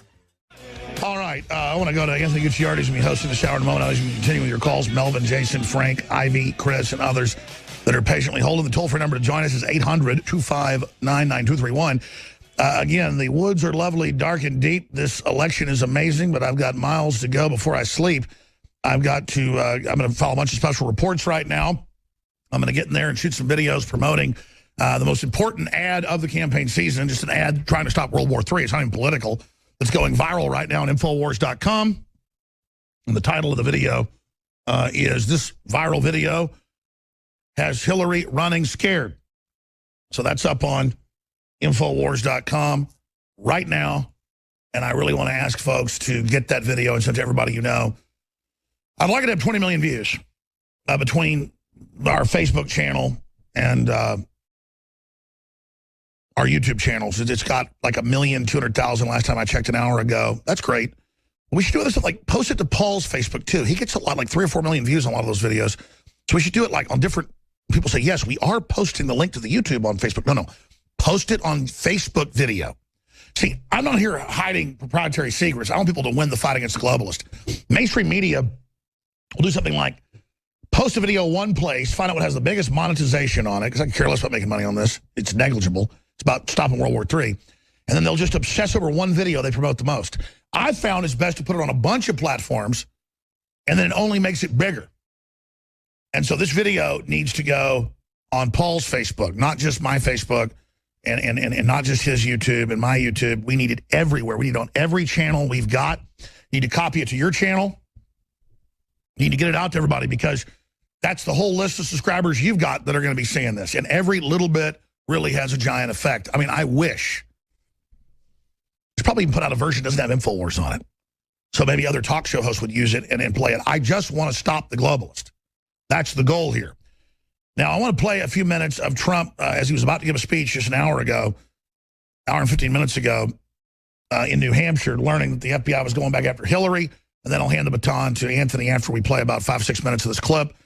And then I'll be back this Sunday, 4 to 6 p.m. Central, Lord willing, because you never know what's going to happen with the way they're coming after free speech. But I got to tell you, Anthony, we're going to skip this break so you have more time to play this clip and then come back and take calls. But we've been just talking during the breaks and stuff, because your office is right by the TV studio here in the office, larger office. We're not just hype-driven. I mean, as you know, people that just get excited over nothing. We can feel it. We can see it. Everything Hillary is doing turns to crap. But we really should be concerned, because they are going to pull out all the stops now. The problem is they've already pretty much pulled out all the stops propaganda-wise. And I don't even get off on it because it's so dangerous, but watching all these chicken neck traitors that have worked for the system and are just, they're hired because they're empty yes men and women. They're hired because they're narcissists. They're hired because they're dishonorable. They're hired because they're followers. They're hired because they're cowards. And just to watch this army of scum flaying around, flopping around, waddling around, twisting in the wind is justice. It doesn't take much to look at the headlines and realize that the system, the so-called establishment, whatever you want to say, right, is lost its mind. It's gotten so brazen, but at the same time so weak. The news media corporations don't even care anymore. Like some of these headlines we could just read off, and it sounds like it's so outlandish it couldn't be true. Like they just kicked Russia off the UN Human Rights Council, but then they re-elected Saudi Arabia. Okay, Saudi Arabia, where if females talk to men they're not related to, they get lashed or they could be dismembered. Okay, Saudi Arabia, where women can't drive. Saudi Arabia, where women are basically treated like dogs, and if you drink alcohol, you could be sentenced to 50 lashes or you could be killed. But Russia's removed from the UN Human Rights Council. And not that Russia's even so great or anything. That is huge news. I didn't know that. It was so crazy to put, well, I mean, they're angels compared to Saudi Arabia. Yeah, China, everybody's on it. I mean, it's total cuckoo land. That's what I'm saying. What do you think of Bloomberg coming out and saying, yeah, all these cities let illegals vote and states are passing laws, but Trump's insane, it doesn't exist. Actual articles in the first two paragraphs contradicting themselves. Well, you know what the best response is? When you're beaten in an argument, okay, instead of using logic or reason, which is not how this country operates anymore, never, never, never, you just say, that's not the case at all. That's not the case at all. Just like Obama says, there's election rigging. The elections are totally flawless. There's nothing wrong with the elections. Obamacare's free. It's free. There's no penalties. Well, anything can be anything when you say it like that, right? So you could even say like, wow, it seems like maybe Obamacare doesn't work. Works great. It's the ultimate answer to anything when you actually can't respond to something. You just say the biggest lie ever, and then what happens is there's like a margin where people fall in, where if you say, for example, I'm a huge pink elephant, but someone else says, that guy's not a pink elephant, the truth, people just mentally, psychologically say, well, it's somewhere in the middle, right? So yeah, well, I talked about that British psychological warfare manual I read years ago. It said that, like, if we've killed 4,000 people in a village, we just announced 10 were killed, and once the real number comes out, people will average it down. Yeah, they just say, well, no one's so crazy they'd lie so deeply about something, so it must be half true. Like, you're kind of looking like a pink elephant all of a sudden. I am a pink elephant, actually. No, that's 100% true. And if anyone disagrees with that, they're wrong. They're racist. They're racist against pink elephants because that's how I identify, that's how I feel. And if you're going to disagree with me, I'm just going to say, no, I am a pink fluffy elephant. And in fact, when you touch me, it feels like clouds. And that's real life. That's all true. And Hillary's a beautiful woman. She is beautiful. She's Miss America and Miss Universe. We were saying that. We were like North Korea and say, she makes the sun shine, the clouds. I mean, they're only a few steps away from that. Maybe she's the big pink elephant that feels like clouds. I don't know. I mean, but you know, I am worried though, because there's this new tactic where they've got articles about me every day that just literally have quotes I never said. well, that's one way to do it, right? Or the best is also when they take something to attack someone, or they'll take something to attack you or something, and they'll mix it up and stuff. And it's like, it's obviously mixed up. It's you're being funny, like it's humorous, like you get it, you're in on the joke. It's not even Trump charging into a goblin's nest, kissing goblins, goblins vomit. Catch him in bed with a goblin. That video has 8 million views. I think it's great. I love that video. I think that is well, the trolls beautiful. love it because we don't mind being made fun of. We think it's funny. You laugh at it. But then they're like, national news, look at him crazily talking about goblins. It's a 20-minute rant edited down to 10 seconds. As if you're sitting here talking about goblins. But the best is, no, everyone already knows what you're talking about. They're listening. They're listening right now. They're on the websites, right? So it's not like they always act like, oh, he's some internet guy that no one knows about. Look, he's talking about goblins. Like, no, people already know what you're talking about. They're listening. That's the whole point. I was likening Hillary and the people as goblins. And I was thinking, if he has to hire a few politicos to get in, as long as he isn't, you know, charging into goblins' nest, kissing goblins, goblins vomit, catch him in bed with a goblin. You know, as long as he doesn't end up getting in bed with goblins. Don't we get the metaphor? I totally get it. I love it. I say charge into a goblin's nest all day long. They say goblins are actually the funnest, you know, when the light's off. So I can only And once again, not only am I pink elephant, I have personal experience in that realm as well. And no one can debate that. Well, you identify as a goblin. I do, a pink elephant / goblin, whenever I choose. It depends on my mood. And you know what? I think we should put in bathrooms for elephants. If somebody identifies as an elephant, they get they get a huge trough. They get an elephant room. You know what's funny, though? We're joking around, we're being silly, we're being facetious, but this is the same logic that is supposedly serious, right? Oh, look, can you guys Google baby elephant getting in a child swimming pool? Can you guys go to YouTube? Baby elephant climbing into swimming pool. And it's trying to get in. And I always want to play this clip and say, this is Hillary Clinton trying to get out of the email mess, or this is how easy Obamacare is to work. You see the little baby elephants trying to get the deal? Yeah. You know what else is funny, too? So you think, oh, this is weird. That Biden video you did that I want to play at some point today in this hour? Oh, yeah, he's talking about wants to beat up Trump. Talks about like, how dare he talk about women like that. I want to bring him behind the gym and beat him up. And then it's all just videos just from one little thing, one little event of him just acting so creepy and weird with these little girls. And then asking 12-year-old girls out on dates, and the mothers are actually like pushing him away. Look at him smelling their hair, though. It's so bizarre. It's so weird. Yeah, I mean, if your girlfriend wasn't in a good mood, she wouldn't like you doing this to her.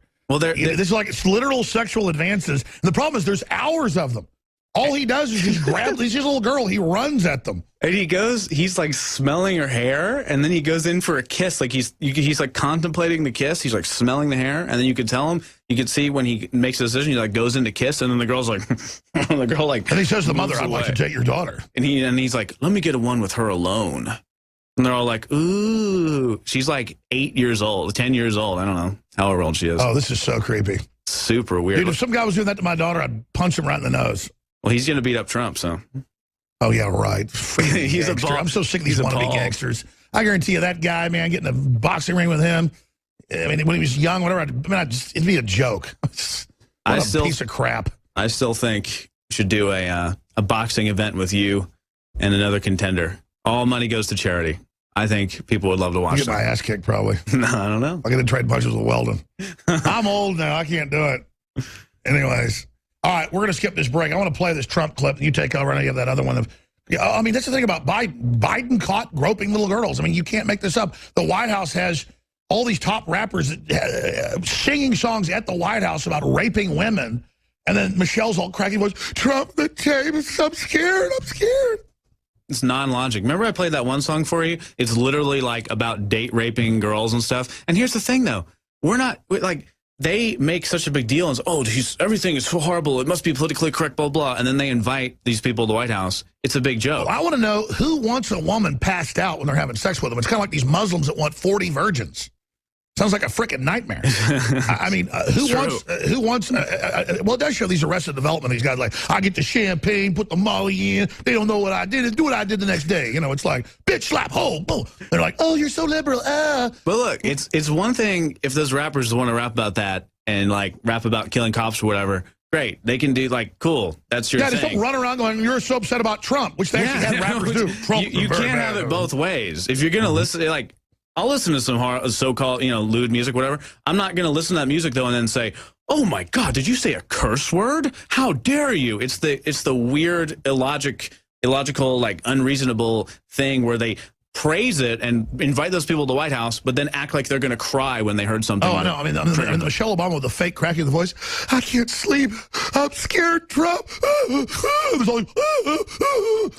meanwhile, it's literally like... Meanwhile, both their daughters are there with the big fat goblin, speaking of a real goblin, talking about a goblin nest, Rick Ross, shaking their asses at the White House with him going, I rape bitches down with the hose. And Michelle's shaking her ass. It's like a comedy special. It's like it's not even that we're being funny. It's just funny. You know what I mean? Like, it's not real life. It's so weird and fake. And then people act like they're so upset. Like Michelle was crying. No, Glenn Beck said it was the most powerful speech ever. See, I told you. Now I'm going to go on NPR right now and be the apologist for conservatism. I guess it is time to turn the guns in. She was heartbroken at the mistreatment. They had no idea that people spoke like that they talked about women in that way. As the song is about date raping women, giving them ecstasy so that they don't know they're having sex and they're knocked out in their alcohol, and then like orgasming in them. It's like, oh, Trump Meanwhile, said Hillary's these like, words. have you heard Beyonce? She's so wonderful. And it's all the same stuff, 50 times worse than Trump. And then Trump's recorded secretly, edited, and make a big deal out of it. And they go, he's put this on TV for girls to hear. But here's the They're the ones putting it on TV. Exactly. And they're the ones pushing that stuff in the White House. I don't care if there's rappers that want to rap about that stuff. Great. Like, we're not going to sit here and be like, how dare they say these things? I mean, this is real life, right?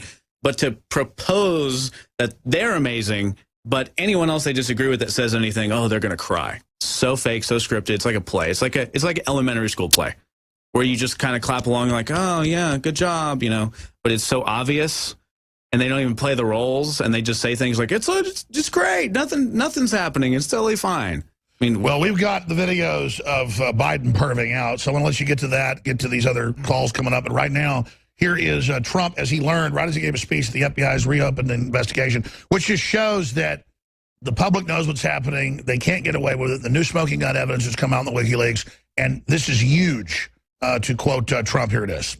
I need to open with a very critical breaking news announcement.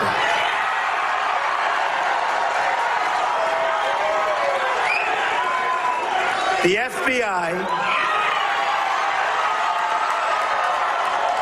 has just sent a letter to Congress informing them that they have discovered new emails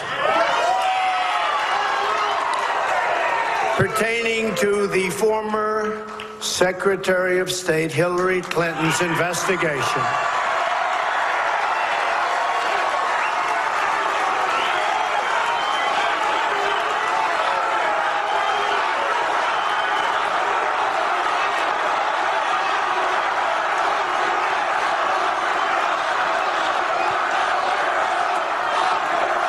and they are reopening the case into her criminal and illegal conduct that threatens the security of the United States of America.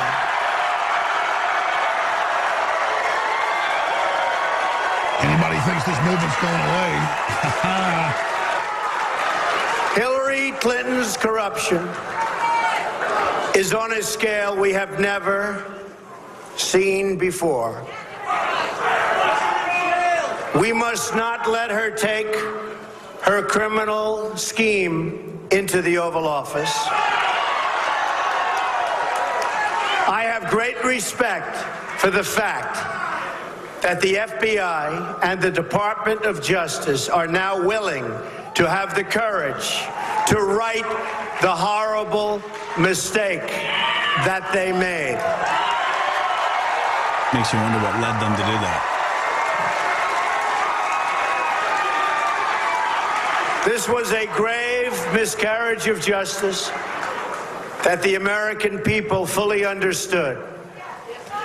And it is everybody's hope that it is about to be corrected.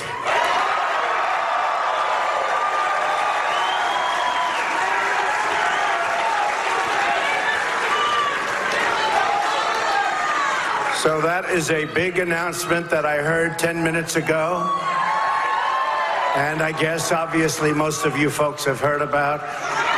And in all fairness, for all of the people that have suffered for doing so much less, including just recently, 4-star General James Cartwright, General Petraeus, and many others, perhaps finally justice will be done.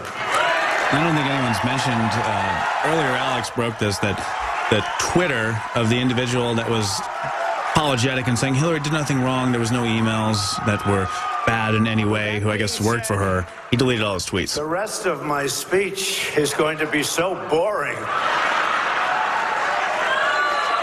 Should I even make the speech? We will talk about borders, right? We will talk about trade. We'll bring back our jobs. We'll strengthen our military. And let's get going, okay?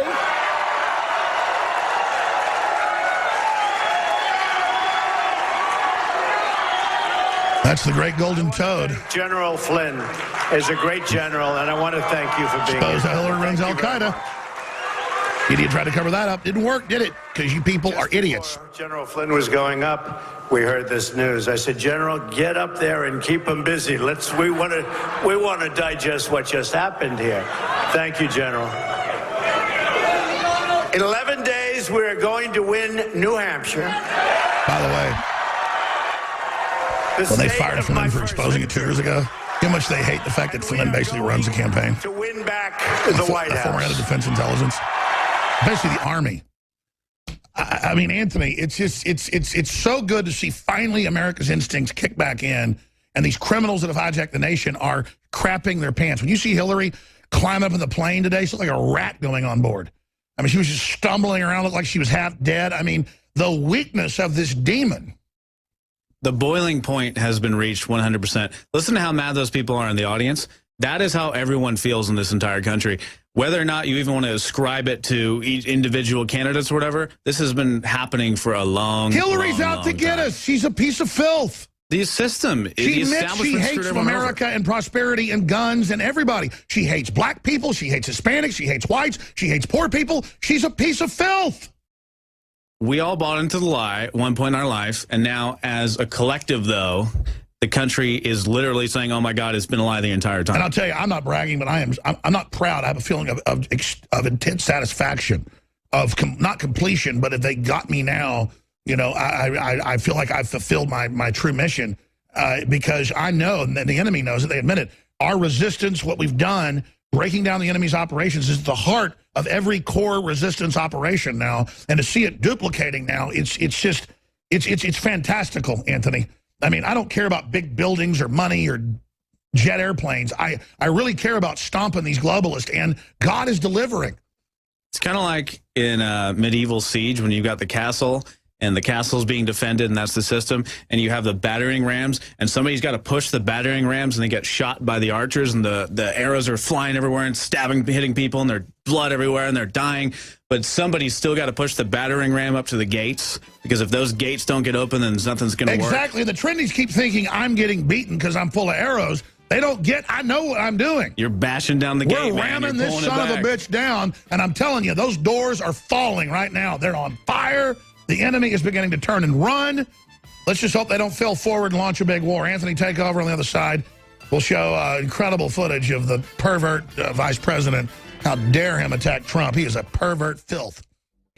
Seems like the FBI, now that I think about it, actually always waits till Friday to announce things to do with Hillary Clinton's emails. Nonetheless, it's still a big story. We're going to talk about a lot of stuff for the closing of the final fourth hour today on this Friday edition. It's the Alex Jones Show. I'm Anthony Gucciardi, honored to be invited to host the program. We're talking about how the UN Human Rights Council voted out Russia, but reelected Saudi Arabia, where, again, if you're a woman and you talk to a man you're not related to, well, you could get your arms cut off and get lashed. And if you drink alcohol, you know, you could get lashed as well. If you drive a car as a female, except for certain areas, like certain provinces and stuff, that is almost a fatal sentence. But the Human Rights Council, they're good. Saudi Arabia gets to be reelected. Russia's out. Not that Russia's amazing anything, but Saudi Arabia, right? Of course, because there's funding there and things like that. We're also going to play this Biden video shortly here, this weird, creepy Biden video. And the truth is that it's not even about, like, look, Trump and his people are very smart because they see the fact that the boiling point has been reached and people are pissed off, right? Now, Biden can go and act all weird and creepy with literally little girls, like, sniffing their hair and stuff. It's just weird. And I guess no one's concerned about that. Because what happens is when you're on the side of the political correctness system and you're on the side of, like, always acting like you're upset by everything and just playing, it's a fake act. Then you can kind of get away with more things, right? When you act so offended by everything. But the truth is, in real life, that doesn't matter, right? So it is still creepy when Biden is, like, literally trying to kiss little girls and they're, like, pushing away from them. And this is just at one event. So we're going to play that too. First, I want to remind you, on InfoWarsLife.com, Brain Force, 25% off is ending this weekend if we even have enough to go to Sunday. So 25% off is a pretty unprecedented amount. I mean, it's been at least, what, several months, 6 months since it's been that rate. And, of course, it is selling out. So Brain Force is, in my view, the best nootropic out there. It has prescription ingredients from Europe, as in Europe, they are designated as prescription. They're not here. You can get them in the Brain Force formula. And it really, really works. And what I mean by that is it's clean, as in if I take 2 Brain Force, I feel more alert. I feel like I can speak more clearly. I feel like I'm more apt to want to go ahead and do things like, you know, host this show right now, right? So it really works for me and a bunch of people throughout the world. There's thousands of reviews, 5-star reviews. Check it out, InfoWarsLife.com. And also, storable food is 30 to 40% off. Who knows what's going to happen in the world, and it's always good to have some storable food. It lasts 25 years, so there's really no loss there. It's a great investment. And if it doesn't, if in 24 years you decide you don't need it, you can cook it and you can eat it. So it's just basically going to the grocery store except a long-term investment. That's all at InfoWarsLife.com. Check it out. Now, what I want to do is I want to go to this Biden video. Now, again, this is one of those things where it's not even Trump versus Hillary. It's just real life versus completely insane. Just like the stories I've talked about today with the headlines, they are insane. The truth is that political correctness, so-called, you know, that thing we always talk about where how dare someone said something about a female, how dare someone said something, blah, blah, blah. People acting like they're upset, using it as a form of domination, verbal domination, intellectual domination, thought control, as a way to kind of prop themselves up and make them feel like they're part of something, right? Well, Joe Biden goes and they do this whole act that they're so upset about what Trump said, which isn't good, by the way. Okay, not saying Trump said anything great or that he's even that great, but I'm saying they act all like they're crying and stuff, yet they're bringing rappers to the White House who talk about dosing up girls with MDMA and presumably date raping them. And then Biden is like, oh, I'm going to go beat him up because of his statements on women. Then he does the creepiest stuff ever, and this is just only in one event. So let's play this video. If we've got it queued up. Creepy Joe Biden has hit a new low. Coming out saying because Trump talked about women throwing themselves at him 11 years ago, that he wants to take them behind the woodshed and basically beat him up. The press always asks me, don't I wish I were debating him? No, I wish we were in high school, I could take him behind the gym.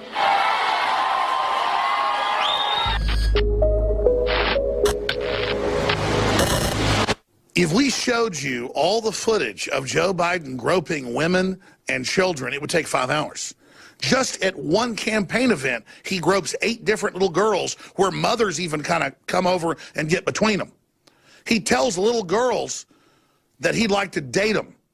We've all seen news reports at Disney World and stuff where people have gotten indicted for just touching on kids as cartoon characters. Joe Biden is doing it in front of everybody over and over and over again, and then has the nerve to imply that Donald Trump, who no one ever made these claims on until the campaign, is supposedly a pervert. But what he said he did and does is a textbook definition of sexual assault. Can I with just alone? Very good.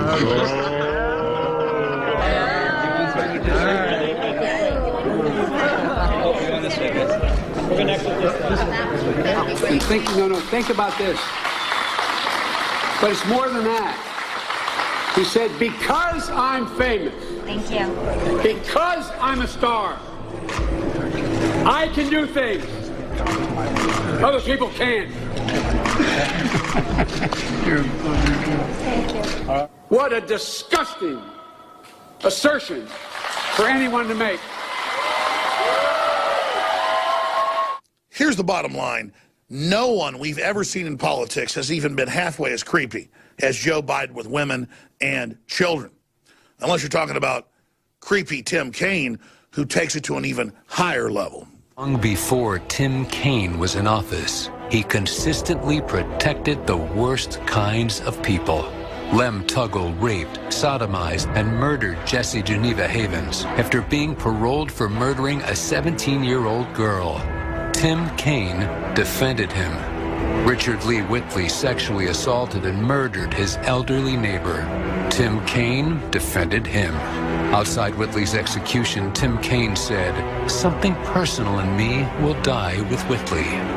Percy Walton brutally murdered 3 people. As governor, Tim Kaine commuted his sentence, citing concerns disproved by the courts. Jens Soring and his girlfriend murdered Derek and Nancy Haysom, stabbing them to death in their home. On his last day as governor, Tim Kaine tried to have Soring sent to Germany, where parole would have been possible in just 2 years. Tim Kaine. He has a passion for defending the wrong people. America deserves better. And now we've got slimy, crooked Hillary slithering around at campaign events with only 10 days out from this big election, with Michelle Obama squeezing and hugging on kids. And I actually have a pang of anxiety when I see this snake coming over to a child, because I know how she's funded the most radical Islamists to sexually mutilate millions of young girls in Africa and in the Middle East, and how Uma Abedin, that she stays with in the same hotel rooms, mother, is the top Islamic scholar pushing mutilation of young women, having their genitals cut off, and how she backs ISIS and Al-Qaeda involved in all this persecution and murder of hundreds of thousands of Christians. It's just so crazy to realize what a group of freaks we're actually dealing with. But then it only gets worse.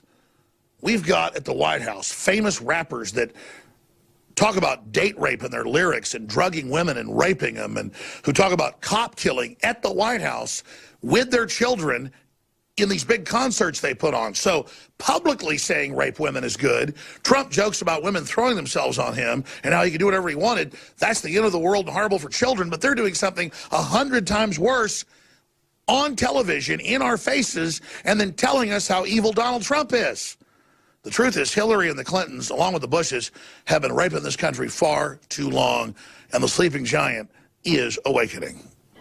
I can do things other people can't.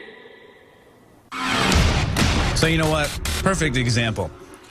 It amazes me and concerns me that people don't seem to understand.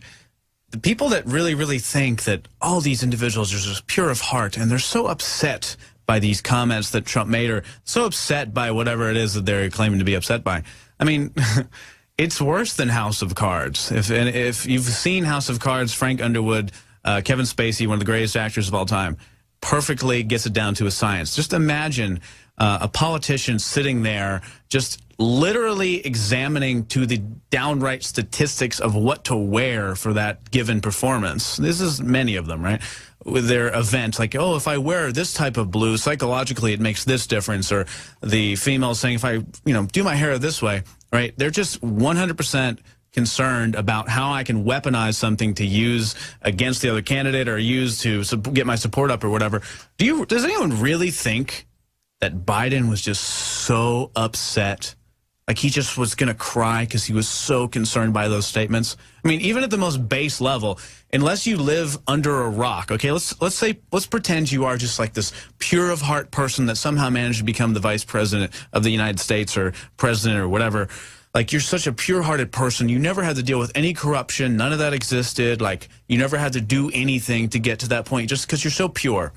Even going to the movies, even reading the news, you should be aware of these things. You should be aware that people talk like this just existing on this planet. I've heard a bazillion worse things said just walking down the street, okay, to where I'm not going to get triggered by something like that. Is it good? No. Is it great that people say these things? No. Okay? I say horrible things sometimes too, as a joke, or when I'm not really meaning it truly in my heart, right? People say crap all the time. So these politicians, the most disturbing part isn't even that that they pretend all of this. It's that they get up there and weaponize things, and people think it's real. It is totally crazy. It's just like, we talk a lot about Russia, and it's because of the fact that they're just everything is about Russia now. All the news is like, Russia is going to do all these horrible things. Now, this is a great article. I was talking to Mikhail Thalen, who is a writer for Infowars.com, and we talked about this before it happened. In this article, NBC News, Payback, Russia gets hacked, revealing Putin aides secrets. A Ukrainian group calling itself Cyber Hunta has released more than a gigabyte of emails and other material from the office of one of Vladimir Putin's top aides, that show Russia's fingerprints all over the separatist movement in Ukraine. Now, I'm proud of NBC News for saying payback ? So the concept that Russia went in and did the DNC leaks, right? Who knows who it was, whatever. But the concept that the U.S. is not going to retaliate or do some type of attack on Russia cyber warfare-wise is absurd.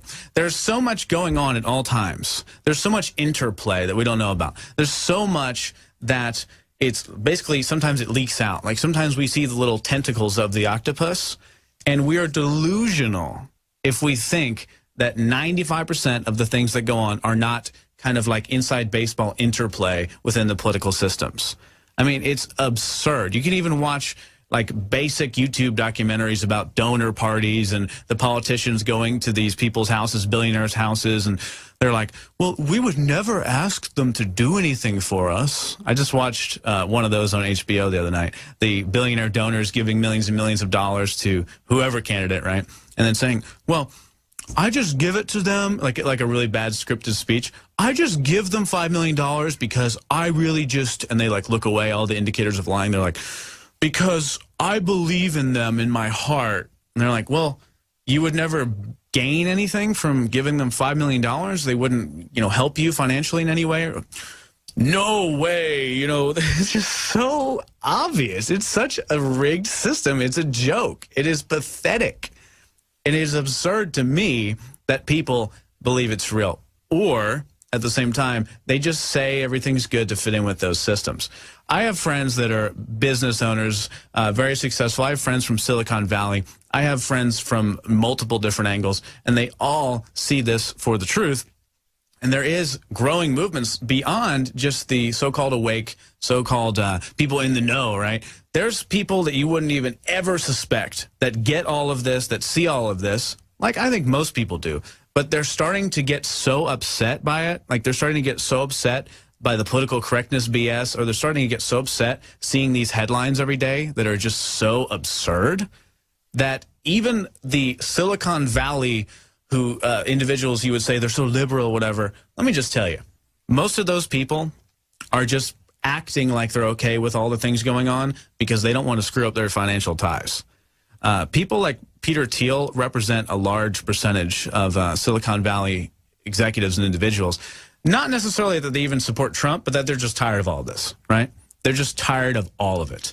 And the big names that aren't saying anything are just afraid, because if you go against the establishment system, of course, you're going to get backlash, right? But that is the whole point of this fight. I mean, why even do anything if you're not going to do something with meaning, right? Why even take a stand for anything if you're not going to do what you truly believe? It is the epitome of going against your purpose. And I'm not sure what we're showing up on screen, Russia there, but let's talk about that again for a second here. Russia loses UN Human Rights Council place, Saudi Arabia reelected. So to get into this one, truly an amazing headline. The 47 places on the council are distributed on a regional basis, with staggered ballots seeing a third of the body reelected each year. Russia had finished its 3-year term and was running against Hungary and Croatia for the 2 available seats from Eastern Europe. With Hungary far ahead, Croatia received the votes of 114 of the 193 member countries, and Russia was selected on 112 ballots. Saudi Arabia sailed through the Asian ballot with 152 votes and will represent the region on the UNHRC alongside China, Japan, and Iraq for the next 3 years. China's great, too. South Africa, Rwanda, Egypt, and Tunisia were chosen from the African group. Cuba and Brazil from Latin America, and the Caribbean and the U.S. and U.K. will represent Western Bloc, which compromises Western Europe and North America. So the 14 chosen members will be tasked with formulating the UN's official position on conflicts occurring around the world, as well as the domestic policies of member states. And NATO is tasking Germany with protecting Lithuania and stationing tanks on the border to defend against Russia. Now, this is important to think about the concept of Saudi Arabia being a dignitary, a written authority on developing the United Nations official doctrine on how to deal and how to correspond with human rights, okay? And kicking Russia out. But Saudi Arabia gets 152 votes. Who are the 152 people that think it's okay that Saudi Arabia treats women like dogs? Because you see, I'm for real human rights. I'm for real women's rights, as in giving them power to do what they want to do with their life and meaningful purpose, not chopping their arms off for talking to men that they're not related to. But once again, see, that's the insanity that most people realize, but they don't want to talk about because it's scary. It's scary to talk about things like that. We'll be right back. This is the Alex Jones Show, 4th hour. A lot more to come. Stay tuned. So, all right, let's talk about this piece. Johnson & Johnson loses baby powder cancer case and awards a California woman $70 million per judge decision. And 2 other cases were rewarded $55 million and $72 million from women that are getting, according to this, reportedly ovarian cancer from baby powder. We're going to talk about that. We're going to talk about ex-Putin advisor's death in Washington hotel was a complete accident. He was found with extensive injuries in his hotel, and then it was an accident. And ISIS reportedly murders hundreds of Iraqi civilians as it defends Mosul. But first, I did want to remind you one final time, because it is Friday. This is the last segment of the show. It's your last chance. InfoWarsLife.com, Brainforce, 25% off mega sale is ending this weekend. As soon as it starts to really sell out, we're going to have to raise it back to full retail price, and it will be over. So now is your time. If you already have tried Brainforce, you like it, stock up. It's 25% off. It's pretty absurd.